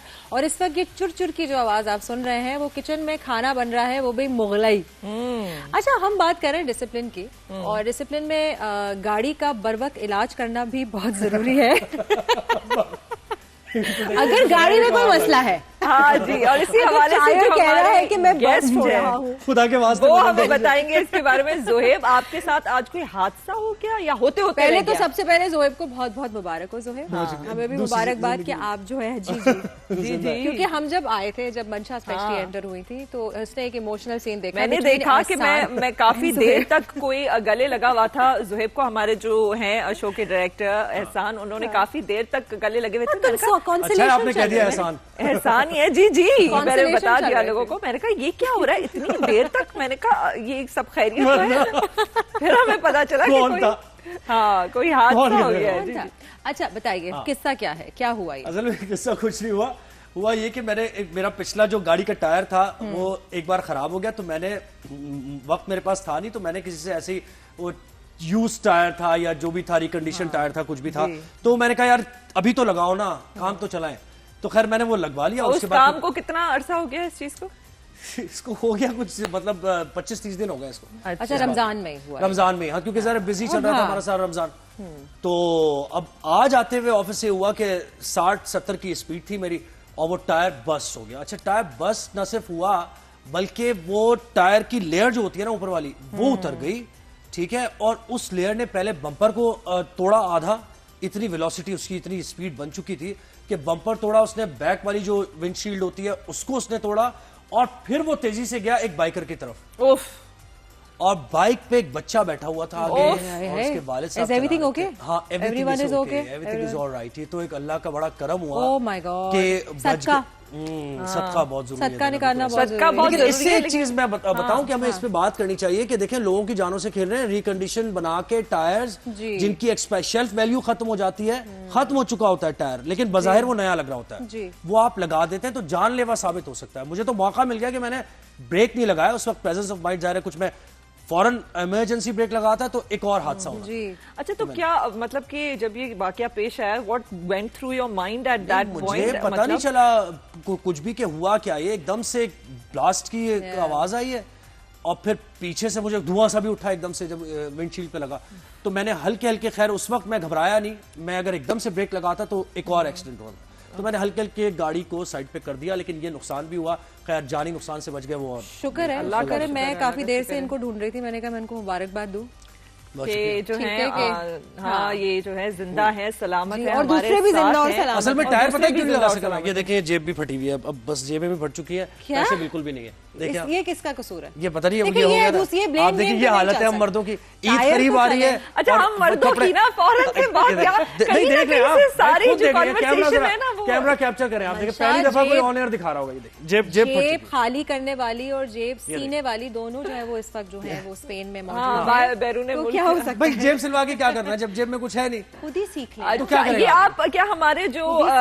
ओनर्स हैं उन तक ये मैसेज पहुंचाने की कोशिश कर रहे हैं? एक्सपेंस इतने हो रहे हैं, एक्सपेंस इतने हो रहे हैं कि आपकी जेब, हर आदमी की पाकिस्तान में जेब जो है बस वो सैलरी आई आपकी और उसके बाद कहाँ गई पता नहीं। एक्सपेंस इसलिए हो रहे हैं बिकॉज़ गलत चीजें लगा लेते हैं अपनी गाड़ी में। भाई शलवार कमीज में एक ही दफा में अगर सही टायर लगा लेते तो ये एग्जैक्टली। अच्छा हम लोग बेसिकली मजाक असाइड और ऑनेस्टली दुआएं हैं आपके साथ जो आप सही आप सबकी बिल्कुल दुआएं और सब बाकी सारे भी आपके इर्द गिर्द सही हैं। अब आपको पता है कि ज़ोएब कैसे हैं, गाड़ी कैसी है इनकी, तो दूर रहें। आपको दिख जाए, अगर आपको अपनी जान जो है वो प्यारी है तो ज़ोएब से जरा हटो बच्चों, मैं भी हटो बच्चों करता हूँ आजकल। ये हटो बच्चों हट जाओ, मैं आ रहा हूँ। अच्छा हम लोग बात कर रहे थे बेसिकली ज़ोएब आज नज़्म व ज़ब्त की डिसिप्लिन के ऊपर, ठीक है, ये कितना जरूरी है हमारी जिंदगी में, तो आप किस मामले में डिसिप्लिन है? असल में मैं इसकी अहमियत को तो बहुत समझता हूँ लेकिन इसकी अहमियत पे तो मैं घंटों बात कर सकता हूँ। माशाल्लाह। लेकिन ये कि इसमें अमल करने में जो है ना मैं पीछे हूँ। ये आप सही कह रहे हैं, बहुत जरूरत है इसकी। और जब आपकी लाइफ डिसिप्लिन नहीं होगी ना तो आपको कोई कामयाबी नहीं मिल सकती किसी भी फील्ड में आप हैं। अगर डिसिप्लिन नहीं है लाइफ आपकी, यानी डिसिप्लिन का मतलब क्या है उसको अगर थोड़ा सा एलिब्रेट हम करें तो डिसिप्लिन का मतलब ये है कि आप अपने आप को कहाँ देख रहे हैं अगले 3 साल बाद, ठीक है, अपने करियर के हिसाब से आप क्या देख रहे हैं, अपनी हेल्थ, तो ये सारी चीजें डिसिप्लिन का ही हिस्सा है। हेल्थ के मामले में कितने डिसिप्लिन? हेल्थ के मामले में तो मैं देखें अपना ख्याल इस तरह रखता हूँ कि मैं अपनी डाइट को कंट्रोल करता हूँ, ठीक है, इतना खाता हूँ जितना मुझे जरूरत है और क्वालिटी फूड खाता हूँ। खाता सब कुछ हूँ लेकिन जरा संभल के, और फिर अपना स्पोर्टिंग एक्टिविटी तो है ही शुरू से। अच्छा ये वैसे समझना भी बड़ा जरूरी है इंसान को कि कहाँ कहाँ वो डिसिप्लिन नहीं है, कहाँ कहाँ जो है उनको ज्यादा मजीद डिसिप्लिन होने की जरूरत है। तो जरा हमें बताएं वैसे मर्द कुछ कम होते हैं, आपको क्या लगता है? मर्द जरा हम देखिए हर चीज जेंडर पे नहीं ला सकते। अच्छा आपके सारे आर्गुमेंट्स हो जाते हैं भाई। नहीं अगर मैं ले आया तो ये हकीकत नहीं है क्या? मुझे बताएं, सही बात है, दिल पे हाथ रख के बताएं। नहीं ऐसा कुछ भी नहीं है, मेरे शौहर एक हाथ रखने की भी जरूरत नहीं है, मैं आपको वैसे ही बता सकती हूँ, ऐसा कुछ भी नहीं, जेंडर ये जेंडर चीज नहीं है। और मेरे शौहर एक वक्त पे बड़ा जो है टाइम को लेकर उनकी मैनेजमेंट इतनी अच्छी नहीं थी लेकिन अब बहुत अच्छी हो गई। सो आई थिंक ये पर्सनालिटी की बात है, आपके फेजेस भी होते हैं जिंदगी के। अब मैं टाइम को लेकर ज्यादा इतनी मैनेजमेंट मेरी अच्छी नहीं है, उनकी बहुत अच्छी है। लेकिन मैं आपको बताऊं ज़ोएब कह क्यों रहा है, मैं ये आपकी बात को एलैबोरेट करती हूँ, मजाक वाली बात नहीं, कोई टैग लगने में देर नहीं लगती। नहीं, आपकी बात एक्चुअली वजह है और वो बात इसलिए है क्योंकि खवातीन चीजें बहुत जगल करती है मंशा। हम लोग जो है स्पेशली आज की जो मॉडर्न वुमन है, मल्टीटास्कर है, मॉडर्न वुमन जो है वो ना सिर्फ अपनी, जैसे मैं जब पढ़ाई कर रही होती थी तो मुझे पता होता था कि मुझे घर जाके खाना भी बनाना है। वैसे तो हमारे घर में सब बनाते थे, मेरे वालिद भी करते थे। सो पढ़ाई के साथ साथ खाना भी, घर भी चल रहा है। उसके बाद जब आपकी शादी हो जाती है तो अपने घर वालों को देखना, बच्चों को देखना, आप काम कर रहे हैं उसको भी देखना। मेरे हस्बैंड का क्या है, वो घर आएंगे, आज जान क्या पका है, और आज हम ये बना लेते हैं, तक ही महदूद होती है कहानी किचन की। हाँ, यही मैं कहना चाह रहा था, मेरा मकसद ये था खवातीन जरा इन चीजों को ज्यादा हैंडल करें और फिर हम ज्यादा उनके ऊपर डाल दें कि भाई ये है ना, देख लेंगे। बट पता है ज़ोएब, मैंने नोटिस किया है जितने भी हमारे मर्द हजरात जब बाहर जाते हैं पढ़ने के लिए, ठीक है, मैं तो चाहती हूँ कि अगर आप लोगों के पास पैसे हैं, अगर आपके पास इतनी वुसअत और ताकत है तो अपने बच्चों को बाहर भेजें। नहीं लड़कियों को भी, क्योंकि मैं भी बाहर गई थी जब, तो मैंने बहुत चीजें वहां सीखी। मेरी भी 3 बड़ी बहनें हैं तो मैंने बहुत चीजों में मैं जो है काहिल थी और मैं उन पे डाल देती थी। लेकिन आपको वो जो मैनेजमेंट है, वो जो कॉन्फिडेंस है, वो बाहर जब आप जाते हैं अकेले अपने फैमिली से दूर तो बहुत चीजें। जिंदगी आपको सिखाती है, आप भी तो फैमिली से दूर हैं, ये बताएं। जिंदगी आपको बहुत कुछ सिखाती है। देखिए आप जो कह रही है ना कि लोग डिसिप्लिन नहीं होते, लाओबाली से होते हैं, उनको कुछ नहीं पता होता क्योंकि उन्होंने वो हॉट वाटर्स में नहीं आए होते कभी। तो मैं ये समझता हूँ कि आप मैच्योर होते हैं अपने हालात और वाकयात जिसमें आप रह रहे होते हैं। देखिए ना, आपको आगे जॉब करनी है, अपनी फैमिली को चलाना है, एक्सपेंसेस बेयर करने हैं, तो ये चीजें आपको सिखाती हैं कि लाइफ में डिसिप्लिन हो जाए। जोएब, अभी आप जो है अकेले रहते हैं क्योंकि आपकी जो फैमिली है ज्यादातर आपकी बता देंगे हम लोग जोएब का। हाँ, जोएब के बारे में सारी चीजें, सारे सीक्रेट्स निकाल लेंगे। नहीं, हम साथ रहते हैं, अल्लाह का शुक्र है, अम्मी पापा भी साथ है और मेरा भाई भी मेरे साथ है। तो घर मैनेज कौन करता है? अगर आप कह रहे हैं कि आपकी टाइम मैनेजमेंट इतनी अच्छी नहीं है तो कौन करता है? मेरी भाभी करती है घर मैनेज। बिल्कुल ऐसे मेरी अम्मी करती है चीज, मैं सिर्फ जो भी है दे देता हूँ, यानी पैसे वगैरह और ये कि भाई ये इस तरह कर लें और ये कर लें, तो बाकी दावतें और सारी चीजें वो लोग ही मैनेज करते हैं। तो ये ज़रा आप कह रहे मैं आप जैसे कहीं बाहर, लेकिन आपको करना पड़ गया, कोई ऑप्शन नहीं था आपके पास कि कोई और कर लेगा आपके लिए। तो ये चीजें लाइफ के तजुर्बात सिखाते हैं आपको, और ये चीजें अच्छी हैं, ये सीख लेना बहुत अच्छा है। ये मुझे जब मैं जब मल्टीटास्क कर रही होती हूँ, तो खासतौर पे मंशा जो है सबसे ज्यादा इसने मुझे क्रिटिक किया है, ठीक है, कि ये हर वक्त हर चीज कर रही होती है। तो ये मेरी आदत हो गई है, मेरे लिए अब वो चोर नहीं होता, क्योंकि मैं सबसे बड़ी थी, मुझ पर रिस्पॉन्सिबिलिटीज पड़ गई थी जल्दी, ठीक है, ये सबसे छोटी थी, इसके ऊपर रिस्पॉन्सिबिलिटीज बाद में आई, ठीक है, तो वो आपकी पर्सनालिटी का हिस्सा नहीं। और मैंने शौहर भी यही सोच के चुना जो बहुत सारी उनको तो चुनने का कोई हक ही नहीं था, मैंने चुना। तो था ही, देखिए आप उनको तो ब्लेम नहीं कर सकते। ब्लेम उनका तो हमें समझ आता है कि उन्होंने क्यों चूज किया, लेकिन मैं भी तुमने गलत लफ्ज अपने लिए इस्तेमाल किया। नहीं, उनको आप क्या वर्ड होगा फिर उनको क्रेडिट, और फिर उन्होंने ये तो नहीं कहा मैंने क्यों चूज किया। नहीं, अल्लाह ना करे क्यों बोलेंगे ऐसा, लेकिन मैं ये बात कर रही थी कि माशाल्लाह से he manages a lot of things, so I chose a partner who, जब मैं ये सारी चीजें कर रही हूँ, अब देखें हमारा जो रमजान का स्केड्यूल है वो कितने हद तक बिजी रहा है, तो कोई ऐसा शख्स होना चाहिए घर में जो काफी चीजें घर की हैंडल कर ले। तो जोएब, मैंने आपसे पहले भी ये सवाल किया और आप घुमा फिरा के, जैसे कि आप हैं जर्नलिस्ट, आपने जवाब नहीं दिया कि कहाँ आपको लगता है कि आपकी टाइम मैनेजमेंट जो है वो जरा मेरी वैसे बहुत बुरी है, मैं आपको सही बताऊं ऑनेस्टली। मैं ये तो टाइमिंग के हवाले से मॉर्निंग शो तो आप अच्छा, बस ये टाइमिंग है मेरी, इस टाइमिंग पे मैं पहुंचता हूँ, बाकी कहीं भी मैं टाइम को कैसे मैनेज कर पाते हैं लोग, मुझे ये समझ, सोशलाइज कैसे करते हैं, मुझसे नहीं होता। वैसे ही प्रायोरिटाइज करते हैं चीजों को। क्या मतलब ये कि आप दावतों पे देर से सुस्त हूँ, मैं कायल हूँ, सुस्त हूँ, लेथार्जिक हूँ, काम के अलावा मेरी एनर्जी बिल्कुल ऐसे, बस मुझे दे दो यार, जो कुछ भी है, पानी भी पिला दो, ये भी दो, ये जो चीज पड़ी है ये जरा उठा देना जरा। अच्छा, क्रिकेट की बात होगी तो फौरन मैं ऐसे उठूंगा कि एनर्जी एक जैसे लोग मुझे लग रहे हैं। अच्छा, मैं इस हद तक तो नहीं हूँ, मैं भी लेजी है, तो लेजी तो हूँ मैं, बिल्कुल हूँ, मैं कहती हूँ, लेकिन इस हद तक शायद नहीं। Thank you Zoheb, thank you so much, आपने हमें ज्वाइन किया और आप इसी तरह से तमीज से गाड़ी चलाते हैं। और ये ब्रेकिंग न्यूज भी दी मैंने आपको, देखें ब्रेकिंग न्यूज जरा जेब की भी और गाड़ी की भी और टायर की भी। नाज़रीन, इसी के साथ हम लेते हैं छोटी सी ब्रेक, और भी बहुत सारे गेस्ट हमने लाइन अप किए हैं, वो हमारे साथ मौजूद होंगे। हम डिसिप्लिन पे बात कर रहे हैं, आप भी डिसिप्लिन्ड होकर फौरन से जाने रमजान में वापस आएगा, क्योंकि ब्रेक छोटी सी है। Stay tuned. खुश आमदीद, वेलकम बैक। आप देख रहे हैं जहाने रमजान, जो कि है जहाने पाकिस्तान, जो कि है पाकिस्तान से बाहर। बहुत सारे लोग हमें इस वक्त जो है मुलाहिजा फरमा रहे हैं, और वो भी लाइव टेलीकास्ट चल रही है। नाज़रीन, ये 365 की फखरिया और स्पेशल ट्रांसमिशन है रमजान के हवाले से। मैं हूं जाले सरदी, मेरे साथ है मंशा पाशा, और हम डिसिप्लिन्ड होके आज डिसिप्लिन के बारे में बात कर रहे हैं। और आज एक गेस्ट मौजूद हैं हमारे साथ। जी, हमारे पास है PPP के MNA 241, हाँ NA 241 से जो MNA है, जो सितारा इम्तियाज भी जिनको मिल चुका है, तमगा इम्तियाज भी मिल चुका है। इख्तियार बेग साहब, अस्सलाम वालेकुम। वालेकुम सलाम। आपको हम दोनों होस्ट की तरफ से, हमारी टीम की तरफ से रमजान मुबारक। आपको भी बहुत बहुत रमजान मुबारक। अब तो खैर खत्म पर है, अब तो आखिरी दिन रह चुके हैं। हाँ जी, 25वां रोजा है आज, हाँ माशाल्लाह से। अच्छा, हमारे शो पे काफी जो पॉलिटिशियंस वगैरह आए हैं, जिनके हवाले से हमने कराची के हवाले से जिनसे ज्यादातर गुफ्तगू की है, उन्होंने ये कंसर्न शो किया है और इस बात को रिपीट किया है कि कराची जैसे कि एक लावारिस शहर है, तो आप पे, क्योंकि ये काफी बड़ा इलाका है, NA 241 की जिम्मेदारी पड़ती है आपके कंधों पे, तो आप क्या उनके इस नजरिए से अग्री करते हैं या डिसएग्री करते हैं? नहीं, मैं एग्री करता हूँ जी कि कराची को किसी पार्टी ने ओनरशिप नहीं ली जी। ये वो शहर है गनी परवर के हाथ फैला के पूरे पाकिस्तान से लोगों को वेलकम करता है, फिर वो लोग यहाँ आके सेटल हो जाते हैं, शादियाँ हो जाती हैं, कराचियाइज बन जाते हैं, आबादी में इजाफा हो जाता है। लेकिन उन लोगों के रहने और उनके बसने के बाद जो आबादी बढ़ती है इन इलाकों की, उसमें पानी की तलब बढ़ती है, बिजली की तलब बढ़ती है, सीवरेज की, वो कोई चीज़ फिर नहीं की गई, और वो जमा होते होते होते आज हम उस स्टेज पे हैं कि चौक हो चुके हैं जी। हम पानी के लिए टैंकर है, जी जेब में हाथ डालना वो भी इतना महंगा, बिजली के लिए जनरेटर है, सोलर सिस्टम पे चले गए। अभी सोलर सिस्टम जो नेट मीटरिंग का था, जो आप लोगों ने घरों पे लगाया था, वो 27 रुपए में के इलेक्ट्रिक खरीदता है आपसे। आप जब अगर के इलेक्ट्रिक को बेचें तो 27 में देता है।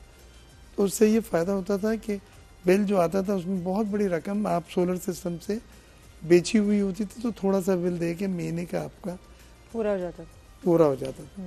अब उस सोलर जो नेट मीटरिंग सिस्टम खत्म कर रहे हैं और कीमत भी 27 रुपए से 10 रुपए पे दे रहे हैं, यानी आपकी जो बिजली पैदा होगी जी वो 10 रुपए में खरीदी जाएगी।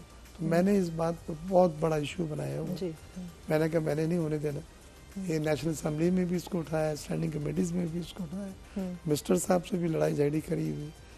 कि मुझे याद है मेरे घर में काम करने वाली थी पुरानी जी, तो वो कहने लगी ये सोलर सिस्टम हम भी लगाना चाहते हैं, पता नहीं 5-6 लाख का उस वक्त पैनल पहले बहुत महंगे थे, अब तो आप सस्ते हुए जी लगाए, क्योंकि मैं तो बिजली नहीं दे पाती जी। तो उसने बालियां बेची थी बच्ची की, और मुझे याद है ये। और आज का आपके प्रोग्राम में इसलिए मैं डिस्कस कर रहा हूँ कि वो मुझे चुपता है कि बालियां बेच के उसने सोलर सिस्टम लगा के नेट मीटरिंग और के इलेक्ट्रिक के बिल को अफोर्डेबल बनाया था। क्या थोड़ा सा ये वैसे आम आवाम के लिए थोड़ी हैरान कुन बात है कि अगर हुक्मरान ये कहेंगे कि शहर जो है वो लावारिस है, हाँ। तो फिर इसकी जिम्मेदारी कौन उठाएगा अगर हाँ। हुक्मरान ही उसको लावारिस करार दे देंगे। जरा सा तजिया कर लेते हैं, जनरल बातों में कभी भी आप अक्स नहीं कर सकती चीजें, स्पेसिफिक होना पड़ेगा तजिया करके। हमें देखिए कराची की ज्यादातर जो हुकूमत मिली है वो MQM को मिली है।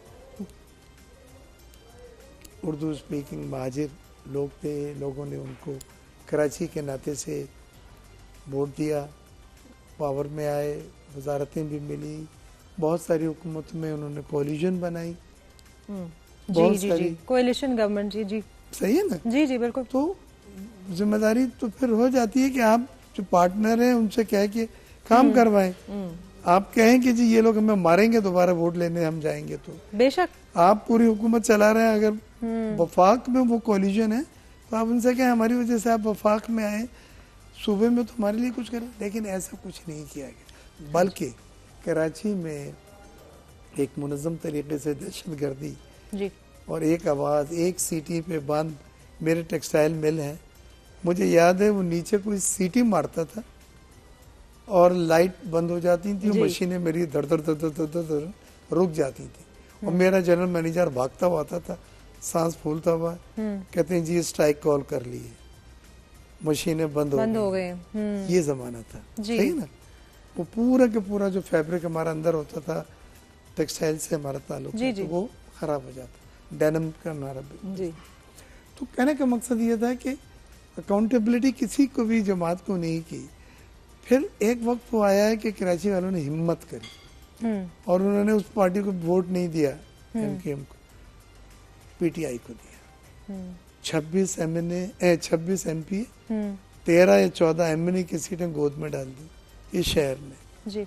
बहुत बड़ी बात है। आपने एकदम से, आपको उस जमात से PTI से इस शहर के नाते कोई पुराना ताल्लुक नहीं था जी, बस वो आए, लेकिन इतनी मायूसी हो गई थी जी, इतनी मायूसी थी कि और एक होप थी, एक उम्मीद थी, बिल्कुल। तो उन्होंने कहा कि नहीं आपको ट्राई करते हैं। हाँ। उसके बाद जब PTI के इमरान साहब कराची आते थे, मैं ये रिकॉर्ड बात कह रहा हूँ, एक रात कराची नहीं ठहरे। शायद मुशर्रफ बीवी ने उनको बतलाया हुआ था कि यहाँ ठहरना आपके लिए या सोना यहाँ पे नुकसानदेह होगा या कुछ होगा, मुझे नहीं पता, लेकिन वो दिन में आते थे और शाम में भागते थे। ये शहर के मसाइल समझ के आपको यहाँ रुकना पड़ेगा जी, आपको इंटरेक्शन रहना पड़ेगा। आप यहाँ से होंगे तो आपको, जैसे हमारे दरमियान में से कोई होगा तो मसाइल समझेगा कि बिल्कुल। अलवी साहब भी यहाँ के थे, इमरान साहब भी यहाँ के थे, 16 MNA जो कराची वालों ने बहुत बड़ा दिल करके उनकी गोद में डाले थे, वो भी यहाँ के थे। शहर के लिए जितने साल भी हुकूमत रही कुछ नहीं हुआ। अब फ्यूचर में क्या रखा है? अब फ्यूचर की बात, हाँ, जी, बिकॉज ये तो चीजें हमारी माशाल्लाह हमने देख ली हैं, बातें हुई हैं वो हुई हैं पास्ट को लेकर। मैंने कहा ना आपको, मैंने एक हिस्ट्री बताई। जी जी जी जी बिल्कुल शहर के बिल्कुल, साथ एक जायजा कर लिया उसमें हमने, और वो वक्त हम जो लोग कराची में रहे हैं उन्होंने वो वक्त सब देखा हाँ, है, एक्सपीरियंस बिल्कुल। देखा है। जी बोरीबंद लाशें और ये वो जी, सब जी। अल्लाह ने कर। अब फ्यूचर का Unfortunately, ये है unfortunately। कि इस शहर का जो अलायंस है, नेचुरल अलायंस, जी वो पीपीपी से बनता है, क्योंकि पीपीपी सिंध की ब्रांच जमात है और उसकी हुकूमत पिछले कई सालों से रहती है। जी सिंध के वोट बैंक है उसका। कराची में अगर आपका वोट बैंक किसी और जमात का है तो या तो वो पीपीपी के साथ अलायंस करे, जी या कराची वालों को एक बार पीपीपी को भी ट्राई करें कि भाई आपका नेशनल अलायंस है, आपका घर है, आपके पास सब कुछ है जो शहर को सुधार सकता है। लेकिन मेयर तो हमारे पीपीपी के ही हैं। हाँ नहीं, तो अब पहली बार है, हाँ, पहली अभी 6 दिन हुए हैं। लेकिन बिलावल साहब ने एक जुमला कहा था, मैं साथ बैठा था जब वोट टेकिंग सेरेमनी थी, मुर्तजा बाग, जी उसने कहा मुर्तजा मैं एवरी 6 मंथ आपसे रिपोर्ट लूंगा और आपको डिलीवरी करनी है और नेवर। तो अब एक ही जिम्मेदारी दी है उनको कि उन्होंने डिलीवरी करके देना है और वो भाग रहे हैं, काम मेहनत कर अच्छा, रहे उस डिलीवरी में हैं। मेरा क्या-क्या चीजें? एक प्रोजेक्ट है जी जो मैंने इलेक्शन में वादा किया था, जी इससे पहले आप मुझे याद दिलाएं, मैं आपको याद दिला दूं। जी और वो था कि पानी की डीएच में सबसे ज्यादा कमी है जी और जो बिल आते हैं हमारे घरों के, वो आंखों में आंसू होते हैं बिल पे करते वक्त, वाटर के जो टैंकर वालों के, जी जी वो है डेडिकेटेड पाइपलाइन, एक डमलोटी है जब फिल्ट्रेशन प्लांट है, वहां से डीएचए तक अच्छा 10 मिलियन गैलन इजाफी पानी। ये प्रोजेक्ट था जिसकी वाटर बोर्ड ने वर्ल्ड बैंक के थ्रू प्रोजेक्ट अप्रूव करा हुआ, अभी बोर्ड मीटिंग में भी पास हो गया, पीएनडी में भी, प्लानिंग एंड डेवलपमेंट से भी पास हो गया। बिलावल साहब से मैंने कहा मेरे जितने पैसे हैं एमएनएस को वो तरक्याती मंसूबों के लिए फंड्स देते हैं, जी जी जी लेकिन वो थोड़े होते हैं। मैंने कहा वो भी आप ले लें, मुझे ये प्रोजेक्ट करवा दें। उन्होंने वादा करा है, सीएम साहब ने आधे पैसे एलोकेट कर दिए। मैं एक ही काम करके जाऊंगा, जी वो है कि अगर टैंकर फ्री डीएचए बन गया, जी दुआ है। वो इसलिए मुझे यकीन आ रहा है कि ये हो सकता है, आपको नहीं आएगा यकीन। नहीं, मुझे कुछ भी इलाकों पहले में नहीं शुरुआत था। हो गई है। लेकिन इस बात पे है जी कि बाथ आइलैंड जहाँ बड़ी बड़ी बिल्डिंग आ गई हैं, जी जी वहाँ भी टैंकर माफिया का पूरा राज था, वो चलते थे क्यों पानी नहीं था। जी पीपल्स पार्टी, हमारे जो काउंसलर वगैरह, नजमी आलम, दूसरे लोग, क्योंकि मैंने 3 बार इलेक्शन लड़ा, 2002, 2008 और फिर ये अभी जो मैं जीता हूँ, जी उन्होंने ऐसे सिस्टम करा कि आज बाथ आइलैंड टैंकर फ्री है। और ये मैं जिम्मेदारी से कह रहा हूँ, कोई बाथ आइलैंड वाला ये कहे कि मैं टैंकर से पानी खरीदता हूँ तो मैं बात करने को तैयार हूँ, नहीं है।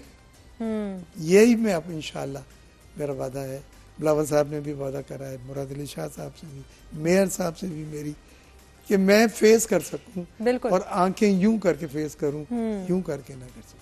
और ये क्लिफ्टन में जैसे टैंकर फ्री बाथ आइलैंड हो गया, अगर टैंकर फ्री डीएचए हो जाए, बस मेरा काम हो जाएगा, मकसद पूरा हो गया। सर मैं आपसे पूछना चाहूंगी, वैसे ही पर्सनल सवाल है ये, क्योंकि हम लोग रमज़ान के महीने में, और रमज़ान जो है वो जा रहा है, तो हमारा आज का जो मौजू था वो डिसिप्लिन था, नज़्म व ज़ब्त था।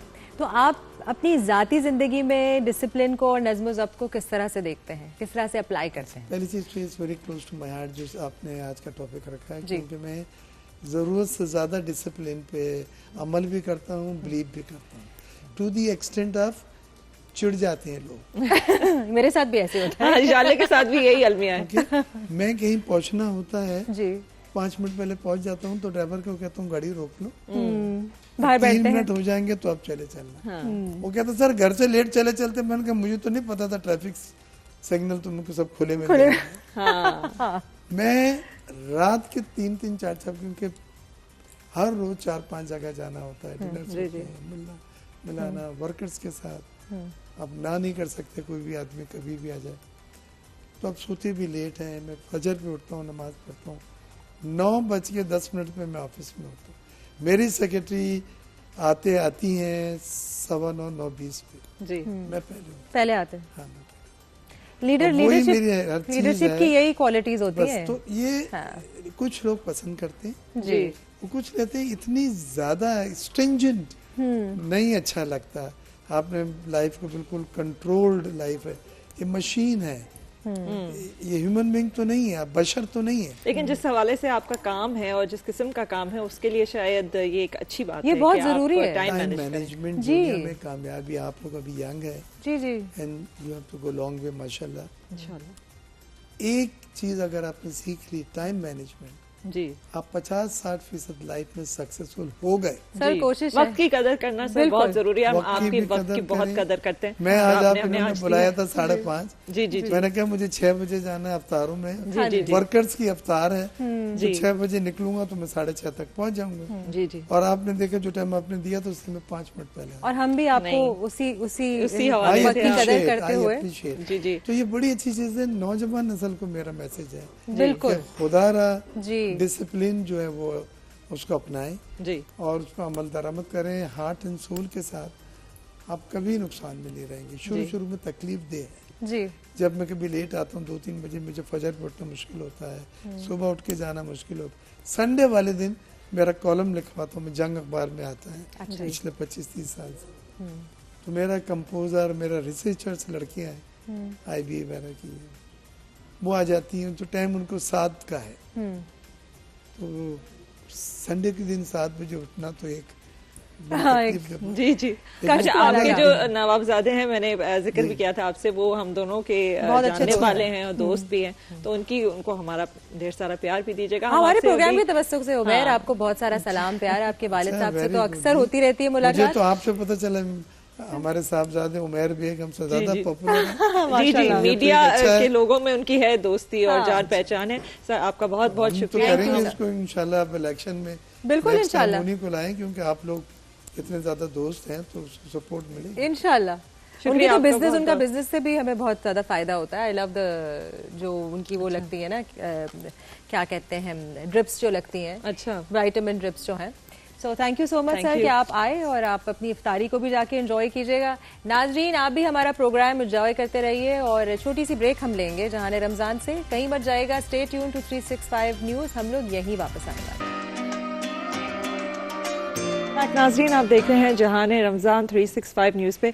हमारी हमेशा ये कोशिश होती है कि हमारा जो ये शो है उसके तवक्कुफ से जो लोग अच्छा काम कर रहे हैं, जो इदारे हैं जो अच्छा काम कर रहे हैं, उनको हम आप तक ले आएँ। और हमारे साथ जो अभी नुमाइंदे बैठे हुए हैं एक ऑर्गेनाइजेशन के, वो भी माशाल्लाह से इतना अच्छा काम कर रहे हैं। शिफा आई ट्रस्ट से जो रिप्रेजेंटेटिव्स हैं, महविश कमर जो head of communications and resource generation है, और प्रोफेसर डॉक्टर तैयब अफगानी जो सीनियर कंसल्टेंट इन HOD ऑक्यूलोप्लास्टिक्स, अल शिफा ट्रस्ट। अस्सलाम वालेकुम।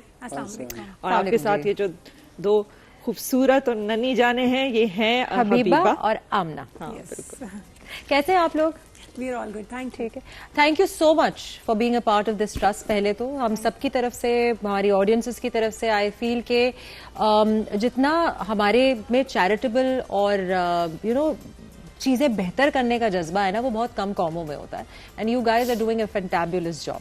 सबसे पहले महविश, मैं आपसे शुरुआत करना चाहूंगी कि मुझे बताइए कि इसके पीछे, इस हॉस्पिटल के पीछे, इस ट्रस्ट के पीछे क्या आप लोगों की फिलॉसफी रही है, किस तरह से शुरुआत हुई, थोड़ा इसका बैकग्राउंड बताइए। जी ज़रूर।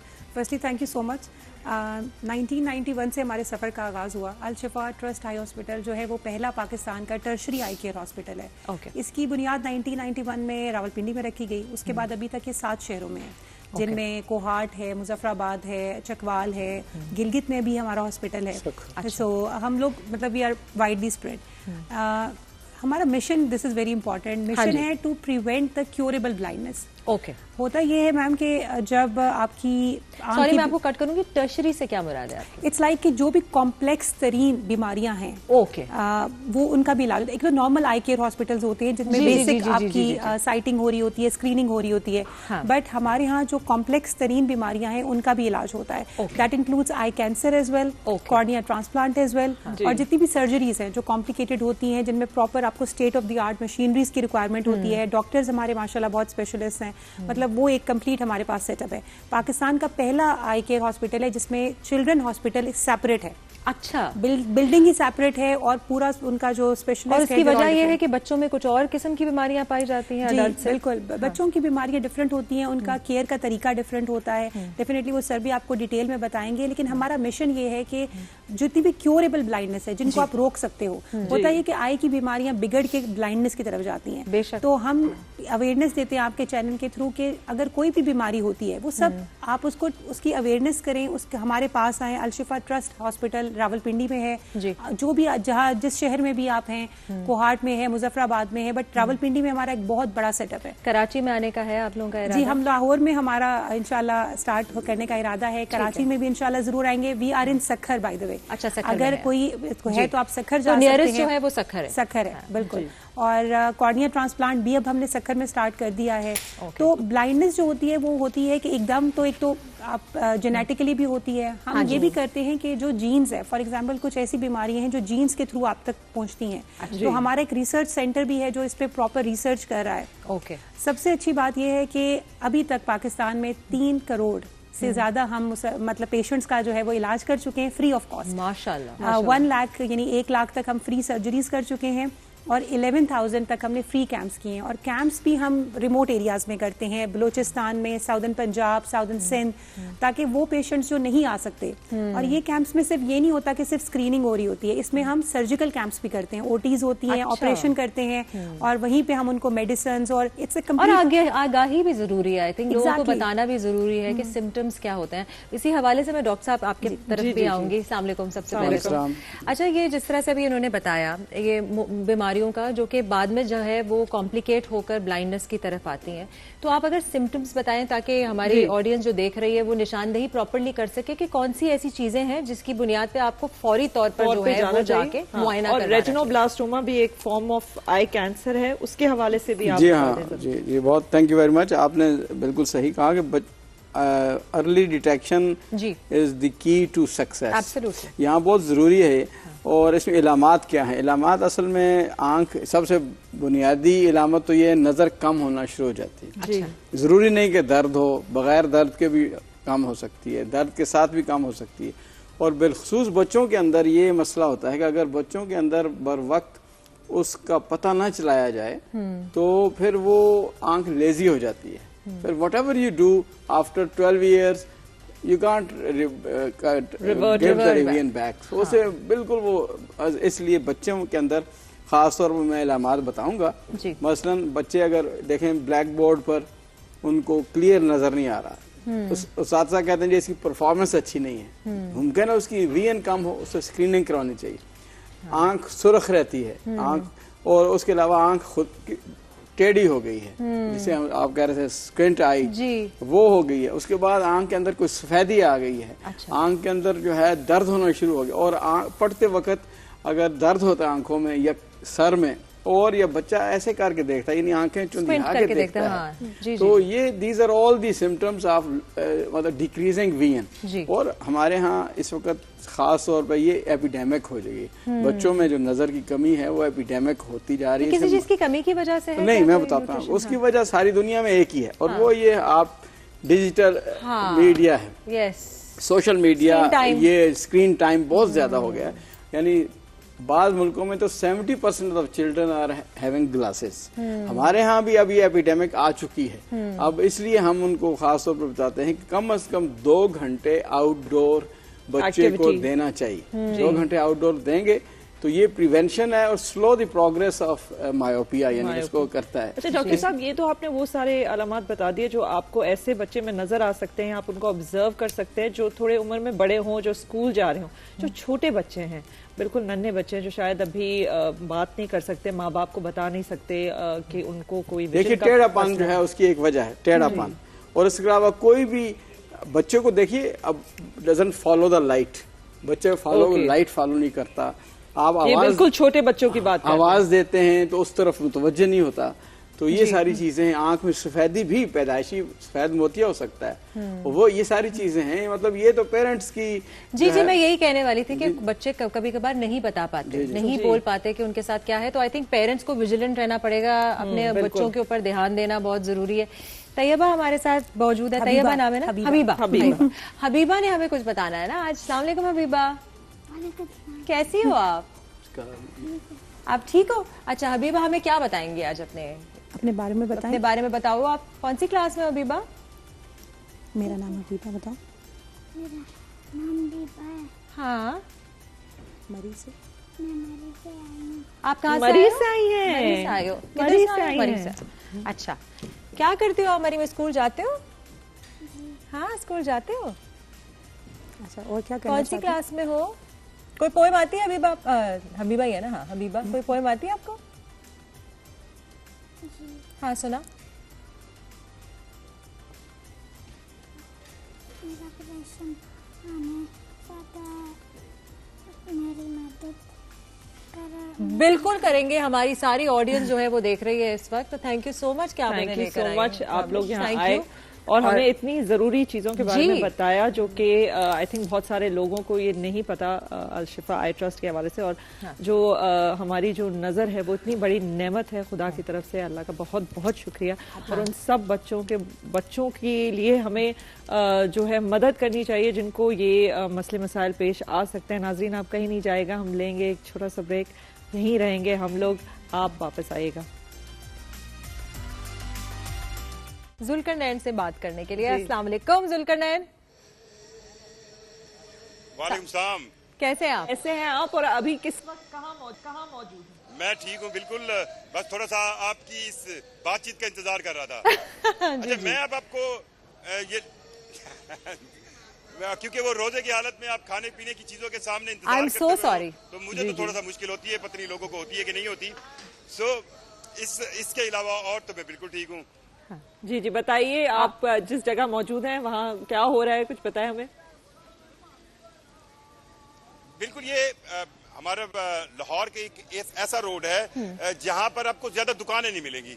अच्छा। एक तरफ जिना पार्क है और ये एक रोड है जहाँ पर आपको दफातर चैम्बर मिलेगा। सो ये एक ऐसी इफ्तारी की तैयारी की जाती है जहाँ पर घंटा पहले से रुका जाता है। अब मैं अपने कैमरामैन से दिखाऊंगा कि आपको यहाँ पर रिक्शों का, मोटरसाइकिलों का एक रश मिलेगा। यहाँ पर बाकायदा तौर पर लोगों को पहले रोक कर उन्हें यहाँ पर इफ्तार की दावत दी जाती है और फिर इफ्तार के लिए भी एक बाकायदा इंतजाम होता है। ये आप पीछे देख सकते हैं कि पहले इफ्तारी के लिए फ्रूट्स, पकौड़े और वो इंतजाम किया जाता है और साथ साथ इसके बाद खाने का इंतजाम किया जाता है। और खाने के इंतजाम के साथ साथ आपको ये भी बताऊं कि खवातीन के लिए भी एक अलहदा जगह बनाई गई है। सो इस इफ्तार का जो पॉइंट है वो एक यूनिक इसलिए है कि वो जिस तरह हम सुना करते थे कि सऊदी अरब में जी आपको रोक रोक के आपकी मिन्नतें करके बुलाया जाता है कि आए आप इफ्तार करें, और इफ्तार करने के बाद वो मतलब एक मेहमान का दर्जा दिया जाता है। तो यहाँ पर वही कुछ हो रहा है और इसी तरह आपको बड़ी मिन्नत के साथ, समाजत के साथ आपको बुलाया जाएगा। Thank you Zulqarnain. I hope आप भी उस सारी इफ्तारी से जो है मुस्तफीद हो सके। और जी जी जी जी जी जी कुल्फी, जो हमारी कास्ट है कुल्फी की, कुल्फी विद अ क्यू, वो हमारे साथ इस वक्त मौजूद हैं। सईदा इम्तियाज, शहरोज सब्जवारी, जिनके साथ बच्चा ने काम किया हुआ है। मैंने काम किया हुआ, ये टंग ट्विस्टर जो है Saeeda Imtiaz, Shehroz Sabzwari, Shamil Khan. Welcome to our show. आप लोगों के नाम एस से शुरू होते हैं, इस वजह से यही तो ना मूवी में है। Triple S. ये टंग ट्विस्टर जो है ना, 3 साल शूट पर मैंने नोटिस नहीं किया तो अटकेंगे। Welcome to our show. आप तीनों को, हम दोनों होस्ट की तरफ से और हमारी टीम की तरफ से रमजान। थैंक यू आप सबको, रमजान आपको भी, आपकी टीम। अच्छा, बहरोज अंकल का मैं बता रही थी किस्सा कि जब मेरा ये पहला या दूसरा दिन था शो पे और मैं ऊपर आ रही थी, वो मेरे साथ थे एलिवेटर में, मैंने कहा कि मैं भी आऊंगा तुम्हारे शो, आप आइएगा और शहरोज को अपने साथ लेके आएगा, हम कोई शायद फादर सन शो रखेंगे। कहने कभी नहीं आएगा, कभी नहीं आएगा। मैंने कहा नहीं आएगा, नहीं कभी नहीं आएगा। बहरोज अंकल नहीं आए। हाँ, और आज देखें ट्विस्ट ऑफ फेट। कैसे आप लोग? I think we are starting our promotions from your show. Oh, very good, very good. Have you been watching your trailers? We've been watching the songs. It all looks very nice. Thank you. Saida, is this your first thing or you've done? Not the first. मेरी first initial film थी, कप्तान के साथ start किया था, जिसमें मैंने जमाइमा का रोल प्ले किया था। फिर जावेद सर की, वहाँ इंटरेक्शन हुआ था मेरा, बिकॉज ये वहाँ हुआ था। मगर कभी आइडिया नहीं था कि शेरोज के साथ मेरी फिल्म होगी। दानिश के साथ वजूद के नाम से। फिर थोड़ी सेटिंग थोड़ा प्यार वो मैंने मलिक अकील के साथ किया जो अभी शो में तमाशा में थे जी उनके साथ and this is my 4th film माशाल्लाह माशाल्लाह and Sheroz this is your सिर्फ फिल्म्स करती है हां ये this is your 3rd film या this is your 3rd film अच्छा Sheroz I would like to know कि who helps you in choosing your films because film करना थोड़ा ज्यादा रिस्की होता है बनिस्बत ये जो अभी तक रिलीज हो रही है सब पुरानी फिल्म्स है मतलब पुरानी फिल्म से अभी बेबीलिशियस रिलीज हुई last year so this we started shooting this Kulfi about 3 years ago 4 years ago अच्छा so अच्छा ये पुराना चल रहा है ये प्रोजेक्ट ये हाँ ये 3-4 साल हो गए एक फिल्म अभी मैंने कंप्लीट की है अगर मगर के नाम से वो अभी आनी है so mostly now the choices would be my own my wife's my wife's because my own choices are not so great अच्छा but yeah she's a smarter one so let's see what she has for me अच्छा नहीं fingers crossed है commercials फिल्में जो हैं वो basically आपको entertain करने के लिए होती हैं कमर्शियल मूवीज का आपको तब तक नहीं पता चलता जब तक आप उसको देखते नहीं और इस ईद पे शायद इतनी फिल्में आ भी नहीं रही हैं वो एक प्लस 15 films really 5 Pakistan नहीं है 15 ये किसने बोला है पाकिस्तानी जो फिल्में इवेंचुअली बात हो रही है ना 5 Pakistani अच्छा you're talking about overall films in Pakistan 15 films are releasing 5 Pakistani and 10 British comedies how we can't take the name but British Punjabi films अच्छा ओ हाँ वो भी एक दौर एक शुरू हुआ है उसका ना वो आ रही है वो 10 आ रही है माशाल्लाह जिसके अंदर से you need some water yes हम जरा what am I saying शामिल आप कैसे हैं मैं बिल्कुल ठीक हूँ शामिल भाई के साथ मेरा बहुत रोजे कैसे जा रहे हैं माशाल्लाह आप आपको रमजान मुबारक 365 की सारी टीम को आपके व्यूअर्स को मेरी तरफ से हम सब की तरफ से रमजान मुबारक और ईद आने वाली है और ईद के लिए जो हम आपके लिए तोहफा लाए हैं वो कुल्फी का है अच्छा मीठा अच्छा ये कुल्फी विद क्यों है ये अब यही तो देखना है ये थोड़ा सा ही सस्पेंस है हो रहा है इसी में ही सस्पेंस है थोड़ा सा है क्यों नहीं हाँ मैं आपसे पूछना चाहूंगी शामिल भाई के साथ मैंने बहुत काम किया है और हर ईद और रमजान के टाइम पे हमारी कहीं मुलाकात होती है लास्ट ईयर हमारी इस्लामाबाद में हुई थी बड़ा खुशगवार मौसम था ये सिर्फ एक दिन के लिए आए थे और मुझे ये पता था कि ये कहीं जाना है उन्होंने और भी ज्यादा ठंड वाली जगह पे उस वक्त आपका आई थिंक उन दिनों दुनियापुर की शूटिंग चल रही थी ना अच्छे इंसान भी दुनियापुर की शूटिंग चल रही थी और वो रिमोट इलाकों में और जहाँ आपने शूट किया था उसके बाद हिस्सा रह चुके हैं बिल्कुल इडियट जी हमारा बहुत अच्छा प्रोजेक्ट है अहमद अली अकबर के जो beautiful I love that project हाँ जी सो मुझे बताएं कि आप बिकॉज मैं शामिल भाई को जानती हूँ रियलिटी में और जब आप पर्दे पे किसी को देखते हैं तो आप उनको उस कैरेक्टर के साथ जो है एसोसिएट करते हैं for me to associate you with a villainous character is very difficult because इनको गुस्सा नहीं आता but he did such a fantastic he has मैं वही देख के it was so jarring for me because you did so well जो मैंने अभी तक आपके ट्रेलर में देखा है और मैं रियल लाइफ में मैं इनको बोलती रहती थी हम एक प्रोजेक्ट का हिस्सा थे उसमें बहुत सारी प्रॉब्लम्स चल रही थी और सिर्फ एक इंसान कूल होता था और वो ये he doesn't lose his cool that's why he's a good actor असली में एक्टिंग बड़ी अच्छी बात भी होती है और बड़ी बुरी बात भी होती है सबर है हाँ लेकिन ये बुरी बात भी होती है कभी कभार आपको होता है कि प्रोडक्शन में इतने डिलेज है कुछ बोल दे कुछ नहीं बोलते I was with him shooting हम लोग कहाँ कश्मीर में थे पूरा रमजान एक हमने कश्मीर में गुजारा है about like 4-5 years ago and he this was some other project माना का घराना it was me Sana Javed and all that तो काफी he was the coolest one अच्छा तो ये देखें हर कोई जो है ना जब किसी फिल्म का पार्ट होता है तो there is one cool person there is one hot headed there is one prankster let's start with Saeeda किसको आप क्या लकब देंगे अच्छा मुझे लाइक शेरोज मुझे बता लाइक ओवरऑल सेट्स के ऊपर कैसी थी मैं मुझे आई डोंट नो हाँ मुझे जहाँ मुझे आई पर्सनली थिंक जहाँ मुझे अनफेयरली ट्रीट किया जाता है तो वहाँ तो इवेंचुअली मैं बोलती हूँ आई थिंक सारी लड़कियों में ये एक है जहाँ उनको अनफेयरली ऑन सेट्स ट्रीट किया जाएगा जो कभी ऐसा यहाँ हुआ नहीं ऐसा नहीं हुआ यहाँ नहीं हुआ ऐसा नहीं बट ओवरऑल बहुत अच्छी तरह से हमारे फिल्म में तो होते हैं डिलेज वगैरह बहुत चीजें नहीं मगर सेट्स पर इजीली था मतलब डांट भी नहीं पड़ी प्रैक्टिकल जोक्स अच्छा, मतलब शी विल ऑलवेज हैव वो जो फेक छुपकली होती है या कुछ होता है वो उसके पास होती है, अभी पता नहीं है कि नहीं। क्या है छुपकली? प्रैंकस्टर है? नहीं, यही तो पूछ रही हूँ। बैठे एकदम से बताना गोद में आपके कोई बिच्छू या कोई sushi, I don't know. Yes, I have done that. हाँ, मैं actually लाने भी वाली थी। मुझे पता था, but now I'm prepared. Now you're prepared for it. अब पता है कि अगर आई है कोई ऐसा इंसेक्ट वो सच्चा नहीं हो सकता। शूटिंग मैं और ये हम लोग वो गाना कर रहे थे, we were at Babu Sir Top and it was really cold and I was wearing lesser clothes than her. So वो जो वही वाला गाना है जिसको मैं कहती लॉन की शूट लग रही है, इतना it was beautifully picturized. So imagine वो बहुत सर्दी थी वहाँ पे एंड मैं बैठा हुआ हूँ और मैं बहुत एक ऐसी जगह बैठा हुआ था जो नीचे खाई थी एंड शी थ्रू जस्ट छिपकली ऑन मी। ओह गॉड, ये क्या है? पहले मुझे कुछ फील हुआ, अब जब आप किसी चीज को हाथ लगाए फिर आपको वो छिपकली लगे तो दिमाग में आपके 10 चीजें आती हैं। ऐसे मैं ऑलमोस्ट गिरने वाला था, but then I got a little annoyed also. I can imagine. I'm little annoyed. मैं गुस्से में बैठ गया बस। Silent treatment. क्या मजाक है? अच्छा चले, सईदा के बारे में तो हमें पता चल गया कि शी इज अ प्रैंकस्टर। आप सबसे कूल है, शहरोज को किस तरह से रेट करेंगे? क्या होगा ये? Shahroz is a wonderful person. He's very knowledgeable. knowledgeable. मैं बताती हूँ शहरोज के बारे में। मैं तो शहरोज के सामने एक दफा मैंने केक कट किया था और उसने इतना जज किया था मुझे because in his eyes I did not cut the cake properly. So you don't remember? Full judgment and he's like, what are you doing, Mansha? मैं कर लूँ? So मैंने शहरोज के साथ काम किया, मैंने बहरोज अंकल के साथ किया हुआ, मैंने इनके खानदान के हर फर्द के साथ किया हुआ because everyone is part of the business and everyone so talented. But when I worked with him for the first time and मैं थोड़ी सी नर्डी हूँ, ठीक है, और मुझे ना पुराने ज़माने के राइटर्स एंड ऑथर्स और बहुत किताबें पढ़ी हुई हैं। सो मैं जिक्र कर रही थी इसके सामने किसी का, और वो एक ऐसा ऑथर है जिसके बारे में किसी को नहीं पता है, दोस्तोयेव्स्की, ठीक है, and he knew about Dostoevsky and I was like what. फिर हमारी काफी देर तक जो है वो बात हुई है about Dostoevsky and Russian literature and Pushkin and God knows what not.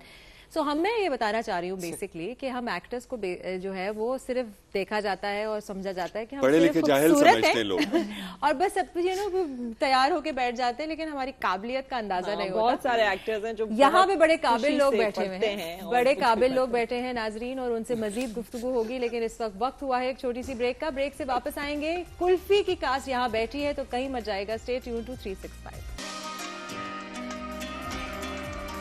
Welcome back नाज़रीन। लाहौर और इस्लामाबाद में इफ्तारी हो गई है, लेकिन कराची वालों के लिए अभी थोड़ा सा इंतजार बाकी है और जमजम इस वक्त मौजूद है। वो इंतजार की घड़ियां कम कर रही है हमारे लिए। कराची में, और वो बताएंगी हमें। जी अस्सलाम वालेकुम। अस्सलाम वालेकुम जमजम, आर यू देयर? वालेकुम अस्सलाम, कैसे हैं आप लोग? ठीक है, बिल्कुल ठीक है। आप बताइए, आप कैसी हैं? मैं खुशबू सूंघ के मेरा बुरा हाल हो गया। किस चीज की खुशबू सूंघ रही है आज? इस वक्त मैं सोल्जर बाजार में हूँ और ये वाहिद वो शॉप है जो 1980 से कायम है। अच्छा। और मैं कोशिश करूंगी आगे जाने की। भाई तो दे दे, कैमरामैन आ जाए। आज हमारी हालत खराब हुई है, इनकी भी करेंगे। जमजम हर जगह जाके जो है ना अपनी दुकान बना लेती है। हाँ, ये देखिए जरा, वो किसी और की दुकान नहीं होती। जमजम ये जूसी धागा कबाब है। ये क्या है? ये कीरी है। ये कीरी कीरी ये हमारा कीरी मशहूर है। ये रान का टिक्का है, सीने का टिक्का है। अच्छा, और सिर्फ ये नहीं, ये अभी बनने के लिए रखे हुए हैं। जनाब क्या क्या है, कौन कौन से कबाब है? जनाब धागा कबाब है, पराई कबाब, धागा कबाब, पराई कबाब, चिकन मलाई बोटी, चिकन बोटी, चिकन चटक बोटी, सब जो है ना खीरी है। जो ये चंदन कबाब, खीरी जो है वो कहीं नहीं मिलती, अवेलेबल कराची में 3-4 दुकानों पे मिलती है। इसके अलावा कहीं नहीं है। इन्होंने खीरी की फार्मूला निकाला और यही खीरी इनके अब फेमस है। और thank you so much Zamzam, thank you. हमेशा इतने मजे के खाने जो है वो हमें दिखाती हैं। और जैसे कि शहरोज कह रहे थे, हमारी बड़ी ख्वाहिश है कि किसी दिन ये सारे जो मजे की चीजें ये हमारे स्टूडियो पे आ जाए। जहाँ जहाँ ये जाती है ना, लियारी, सोल्जर बाजार, लालू खेत, और ऐसी इन्होंने एक दफा मसाले वाला एक ड्रिंक दिखाया जिसमें 12 मसाले मसाले ड्रिंक, और उसमें सारी मिर्चें थी ऊपर से। हम तो यहाँ देख के हैरान हो गए। बड़े मजे मजे की चीजें हम तक लेकर आती हैं। और कुल्फी की कास्ट है यहाँ पे, वो भी एक देखे ना नाज़रीन, मतलब हमने रमजान में भी जो है ऐसी आने वाली, इसका नाम खाने के हिसाब से। शरोज, मेरा एक सवाल है from you, that you come from a family जिसमें सारे जो हैं इसी शोबिज में जो है में हैं और they are very successful. How much growing up was that a pressure on you? और अब जहाँ सपोर्ट है वहाँ पे obviously there is a need कि आप अपने आप को प्रूव करें। नेपोटिज्म के हवाले से बहुत लोग अजीब अजीब सी बातें भी करते हैं। प्रेशर क्योंकि डिडंट रियलाइज कि इसके बारे में इतना सोचना है। It came naturally, the whole process के सेट पे जाना है, शूट्स देखनी है, तो प्रोसेस लाइफ का हिस्सा था। Now it's become a pressure because now people and audiences make you realize that okay, you know, your father has performed this well, your mamu has performed this well, they've done this, they've done that, Salim Mamu unka itna zyada acha kaam hai, so what have you done? So now growing up it was not a problem. Sustaining is more. Do you get bothered by questions when people ask about like nepotism? Although we know कि दुनिया भर में बहुत सारे लोग हैं जिनकी family है in the industry, but they themselves are very successful and doing very well. Yeah. Do you ever get bothered? When... I think it's more of a you get very a little bit of a pressure. Not bothered because I think they will ask. This is a question that अगर मैं शायद उनकी जगह होता, मेरे भी दिमाग में कभी आ जाता। अगर मैं किसी और की जगह होता और मैं देख रहा होता किसी के बेटे को सेम काम करते हुए, तो that's fair, the question is fair, but the pressure is real. थोड़ा सा अपने आप को मनवाना भी लगता है, थोड़ा ज्यादा होता है ना, बहुत ज्यादा। मुझसे भी सवाल आते हैं, हालांकि मेरा कोई ताल्लुक ही ना बाद में आया। जिया सरहदी और क़याम सरहदी जो है, वो एक शेर है ना, पिता पर पूत, जात पे घोड़ा, बहुत नहीं तो थोड़ा थोड़ा। वाह वाह, शौक आपसे सीखे कोई। अच्छा मुझे बताइए शामिल भाई, ये सब चीजें छोड़ते हैं, मैं बताती हूँ आपको सईदा और शामिल में जो चीज मुश्तरक है वो ये है कि दोनों ने मॉडलिंग से स्टार्ट, वो तो एस तो है ना, वो मैं नहीं बताया आप लोगों को, ये भी आप लोगों को नाम जो है वो एस से शुरू। आपने you also started off with modelling, right? I started off with कप्तान। अच्छा, मॉडलिंग उसके बाद फिर मैंने modelling. Really, you started with acting first? I started with acting first. फिर उसके बाद मुझे फिर ऑफर्स आना शुरू हुई मॉडलिंग। एक लड़की पंजाबन दिल ले गई मेरा दिलदार। शामिल भाई, first film was a super hit. वो तो मुझे पता है, लेकिन मुझे लगा कि आपने मॉडलिंग से स्टार्ट। मैंने उल्टा किया। अच्छा, पहले फिल्म की, फिर टीवी किया, फिर मॉडलिंग की और फिर शोज की। क्या चीज ज्यादा पसंद रही है आपको?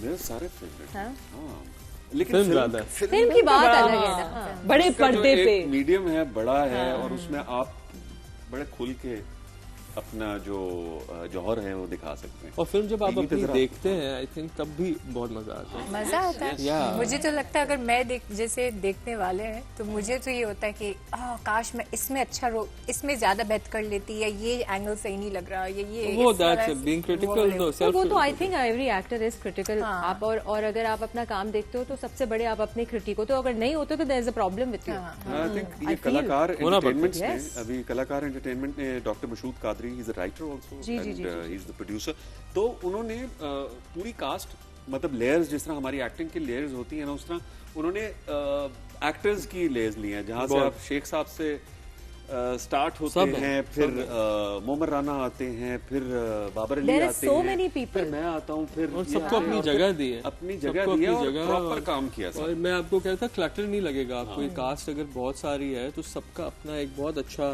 रोल है, and everyone is doing their job, and लगेगा नहीं कि कास्ट इतनी 6 लोग ले लिए, 6 नाम ले लिए तो 6 के 6 एक फ्रेम में खड़े करने, अपना काम पूरा किया। जैसे ही एक फिल्म रिलीज होती है फौरन से आ जाते हैं रिव्यूज में भी the next day even.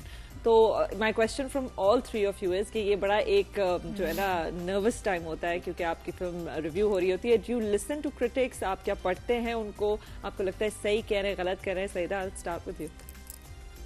I think मैं तो फोकस थोड़ा सा इस मामले में तो थोड़ा सा फोकस रखती हूँ, बिकॉज मेरी जो प्रीवियस वजूद भी थी, या जिस तरह से इवेंचुअली उस फिल्म को वैसे स्क्रीन्स नहीं मिली। आई थिंक स्क्रीन्स का यहाँ बहुत इशू है कि स्क्रीन्स नहीं मिलती, और कुछ लोग जानबूझकर नहीं देते इस तरह से। तो मैं तो रखती हूँ, हाँ मैं तो रखती हूँ। आई जस्ट मेक श्योर कि मुझे एक्सपेक्टेशन ये होती है कि अच्छी जाए। लोगों का क्या है ये तो मुझे पता चलेगा, ये तो nervousness थोड़ी सी होती है। I think reviews, you always when you open a review, जब उसको देखने से पहले आप सोचते हैं कि कुछ अच्छा हो, I hope, लेकिन 80-90% अच्छा नहीं होता। So now we are used to it. And but ये पार्ट ऑफ द बिजनेस है। हाँ भाई, बट एक होता है खोलने से पहले यार, आई होप कुछ अच्छा लिखा हो। So many drama critics also, do you कभी सुनते हैं उनकी बात या डू हाँ सुनता हूँ, और to be very honest notes भी लेता हूँ। कभी कभार कोई थर्ड पर्सन आपको ऐसी चीज सिखा देता है जो आपको अपने बारे में बहुत कमाल लग रही होती है, और वो कमाल होती नहीं है। कभी कभार आपको अपने बारे में कोई चीज बुरी लग रही होती है और आप किसी का व्यू सुनते हो और बोलते हो अच्छा यार ये अच्छा किया था मैंने, तो चलो मैं अपने आप को ज्यादा ही हार्श हो रहा था, तो नहीं, तो इसलिए मैं जरूर सुनता हूँ, बट दिल पे नहीं लेता कुछ भी। साहिल भाई आप? हाँ, दिल पे लेना भी नहीं चाहिए, बिल्कुल दिल पे नहीं लेना चाहिए, इसलिए कि मैं सिर्फ पता है उनको ये कहना चाहूंगा, जो नेक्स्ट डे रिव्यूज आते हैं, अगर फिल्म ही नहीं होगी तो क्रिटिक्स कहाँ से आएंगे? सही बात। आप समझ रहे हैं ना जहाँ मैं पहुंच रहा हूँ? जी, मुझे समझ आ रही है कि आप क्रेडिबिलिटी के बारे में बात कर रहे हैं आप। तो मैं ये कहता हूँ कि तो आप हम पहले भी फिल्में करते रहे हैं, अभी भी किए। मैंने ये ऑलमोस्ट 10 साल के बाद फिल्म की है। आया फिल्म से, फिल्म छोड़ दी इसलिए कि फिल्में अच्छी नहीं बननी थी, कंटेंट अच्छा नहीं था। अब कंटेंट अच्छा है, लेकिन हमारे जो एक्टर्स हैं या क्रिटिक्स हैं, अब हम अगर टीवी कर रहे हैं इसलिए कि हमारा बहुत ज्यादा फिल्म्स का काम नहीं हो रहा ना, तो we have to do TV. तो लेकिन हम जब फिल्म करें, इसलिए कि आर्टिस्ट तो कोई नया नहीं निकल के आएगा ना बाहर, हमने ही करना है, तो हम अपने आप को ऐसे पोर्ट्रे करें फिल्म पे जाके कि इट शुड लुक डिफरेंट। अब मैंने अगर ये विलन किया, मैं अगर टीवी पे 4 ड्रामे कर रहा हूँ तो मेरा ड्रामे का लुक नहीं होगा, लुक नहीं है। अगर लुक होगी तो कोई नहीं जाएगा वो देखने। क्यों देखने जाएगा मुफ्त में, जब हम आपको ड्राइंग रूम में बैठ के पॉपकॉर्न खाते हुए देख रहे हैं, तो वो 1000 रुपए की टिकट क्यों लेगा? और वही बातें भी कर रहे हैं, वही टॉपिक्स भी है। तो क्रिटिक्स वहाँ पे आएंगे, तो आप अपने आप को तैयार ही इस तरह करें कि क्रिटिक को, इसलिए कि हमारे जितने ब्लॉगर्स हैं इनके साथ भी बात हो रही है हवाले से कि क्रिटिक्स जो हैं वो सही होते हैं या गलत होते हैं, उसके हवाले से देखिए बात वो सही होते हैं अपनी जगह पे, लेकिन वो सिर्फ क्रिटिक्स कर रहे होते हैं। वो अच्छा ठीक है, आप कंटेंट हमें बताएं, या अगर ठीक है हमारे प्रोड्यूसर्स या डायरेक्टर्स के पास कंटेंट नहीं है, तो आप बजाय उनको छड़ी मार के कह रहे हैं कि यार आप लोगों को बनाना नहीं आता आप लोगों को, इसलिए कि हमारे ड्रामे पूरी दुनिया में बहुत मशहूर है। इंडिया में सबसे ज्यादा व्यूअरशिप है हमारे ड्रामों की, ऐसा है कि नहीं? Millions and billions. तो वही लोग हैं ना, वही लोग लिख रहे हैं, लेकिन लिखाई जो है, लिखारी फिल्म का जो है वो डिफरेंट है। तो आप अगर इतने क्रिटिक हैं तो आप फिर बताएं उन लोगों को जो फिल्में बनाएं, सस्ते बजट की फिल्म और बहुत सी फिल्में, जिस तरह कहते हैं ना आम हो और बहुत से हो, एक आम का मजा नहीं है, तो आम खाएं, बहुत से खाएं, बहुत सी फिल्में बने, एवरीवन शुड वर्क। और बजाय कि हम बैठे हों कि अच्छा यार इसने बनाई है ना फिल्म, अब इसकी हमने ऐसी की तैसी, ओ नहीं भाई, नहीं मैं अच्छा मैं फैमिली। और मैं ऑनेस्टली आपकी बात को आगे लेके जाऊंगी ना शाल भाई, मुझे लगता है कि जब आप क्रिटिकली किसी चीज को देखते हो ना, तो आप उसको पॉजिटिव रीइंफोर्समेंट देने के बजाय इसने तो सही नहीं किया, भाई सही क्या करना था, आपकी क्रेडिबिलिटी क्या है। मेरा प्रॉब्लम ये आता है, सारे ऐसे नहीं है बट मोस्टली जो है वो क्रिटिकल जब आपकी तरफ होते हैं, एक तो वो जातियात पे आ जाते हैं, नहीं आना चाहिए ना, काम पे आओ यार, काम बताओ, और काम की बेहतरी की बात करो ना। आई थिंक कंपटीशन इतना टफ है, we are watching Netflix, absolutely exposure कितना है, शोज, सो क्रिटिक का भी गलती नहीं है, क्योंकि वो इतनी अच्छी चीजें देख रहा है, हिंदुस्तान की, ईरान की, टर्की की, नेटफ्लिक्स इतना आसान है देखना कि जब हमारा प्रोडक्ट आता है तो वो कहता है भाई ये क्यों बनाया। हाँ, नहीं क्वेश्चन करना बिल्कुल तो सही है। आई अग्री कि मैं समझ सकता हूँ कि वो रिएक्शन जो है ना इतना हार्श, वो गुस्सा भी एक निकलता है कि यार मैं कल एक शो देख रहा था नेटफ्लिक्स पे, हमारे पाकिस्तानी ऐसे क्यों नहीं बना सकते, तो एक वो निकल सकता है, बट अच्छा हाँ, मुझे फिर भी लगता है कि फिर भी सपोर्ट करना चाहिए, रिगार्डलेस कितनी ऐसी फिल्म्स है, कितनी प्यारी प्यारी फिल्म्स बनी है, और उस तरह से उनको ना स्क्रीन दिया जाता है, ना उस तरह से उनको यू नो लाइक अच्छा नहीं बोला जाता, तो आई थिंक सपोर्ट करना चाहिए। अच्छा, टाइम हमारे पास बहुत कम है, सो शामिल आपसे मैं स्टार्ट करूंगी, why should we go and watch Kulfi? Because it's Kulfi. No, you should tell why. Please बताना तो पड़ेगा। यार आप इसलिए देखने जाएं कि इसमें वो सब चीजें हैं जो आप रोमांस देख लें, इसमें एक्शन देख लें, इसमें एक्शन आपको डिफरेंट किस्म का मिलेगा है, और रोमांस डिफरेंट मिलेगा आपको, थ्रिलर, इसमें सस्पेंस डिफरेंट मिलेगा, तो इसमें वो सब मसाले हैं लेकिन हो गए मीठे और एंटरटेन होंगे आप। हाँ, इसलिए देखने जाएं क्योंकि एक तो ईद है जी, रमजान के बाद you should go and go to the theatres, have fun, spend your eidi, buy the ticket and it's gonna be a good entertainer. अगर हम आपसे कह रहे हैं कि आप अपने हार्ड अर्न मनी खर्च कर रहे हैं वहाँ जाके, सो हमने अपनी पूरी कोशिश की है कि you get everything. Thank you so much. मैं सिर्फ ये कहना चाहूंगी कि ये एक फैमिली पैकेज है जिसमें आपको हंसने को मिलेगा, अपना स्ट्रेस सारा भूल कर इस फिल्म को जाकर देखिए एंड आई एम श्योर आप सब लोगों को बहुत thank you so much of being with us and please yes go watch Kulfi this Eid. इंशाल्लाह कल हम इसी वक्त मौजूद होंगे आपके साथ। जहाने रमजान 365 news, thank you so much.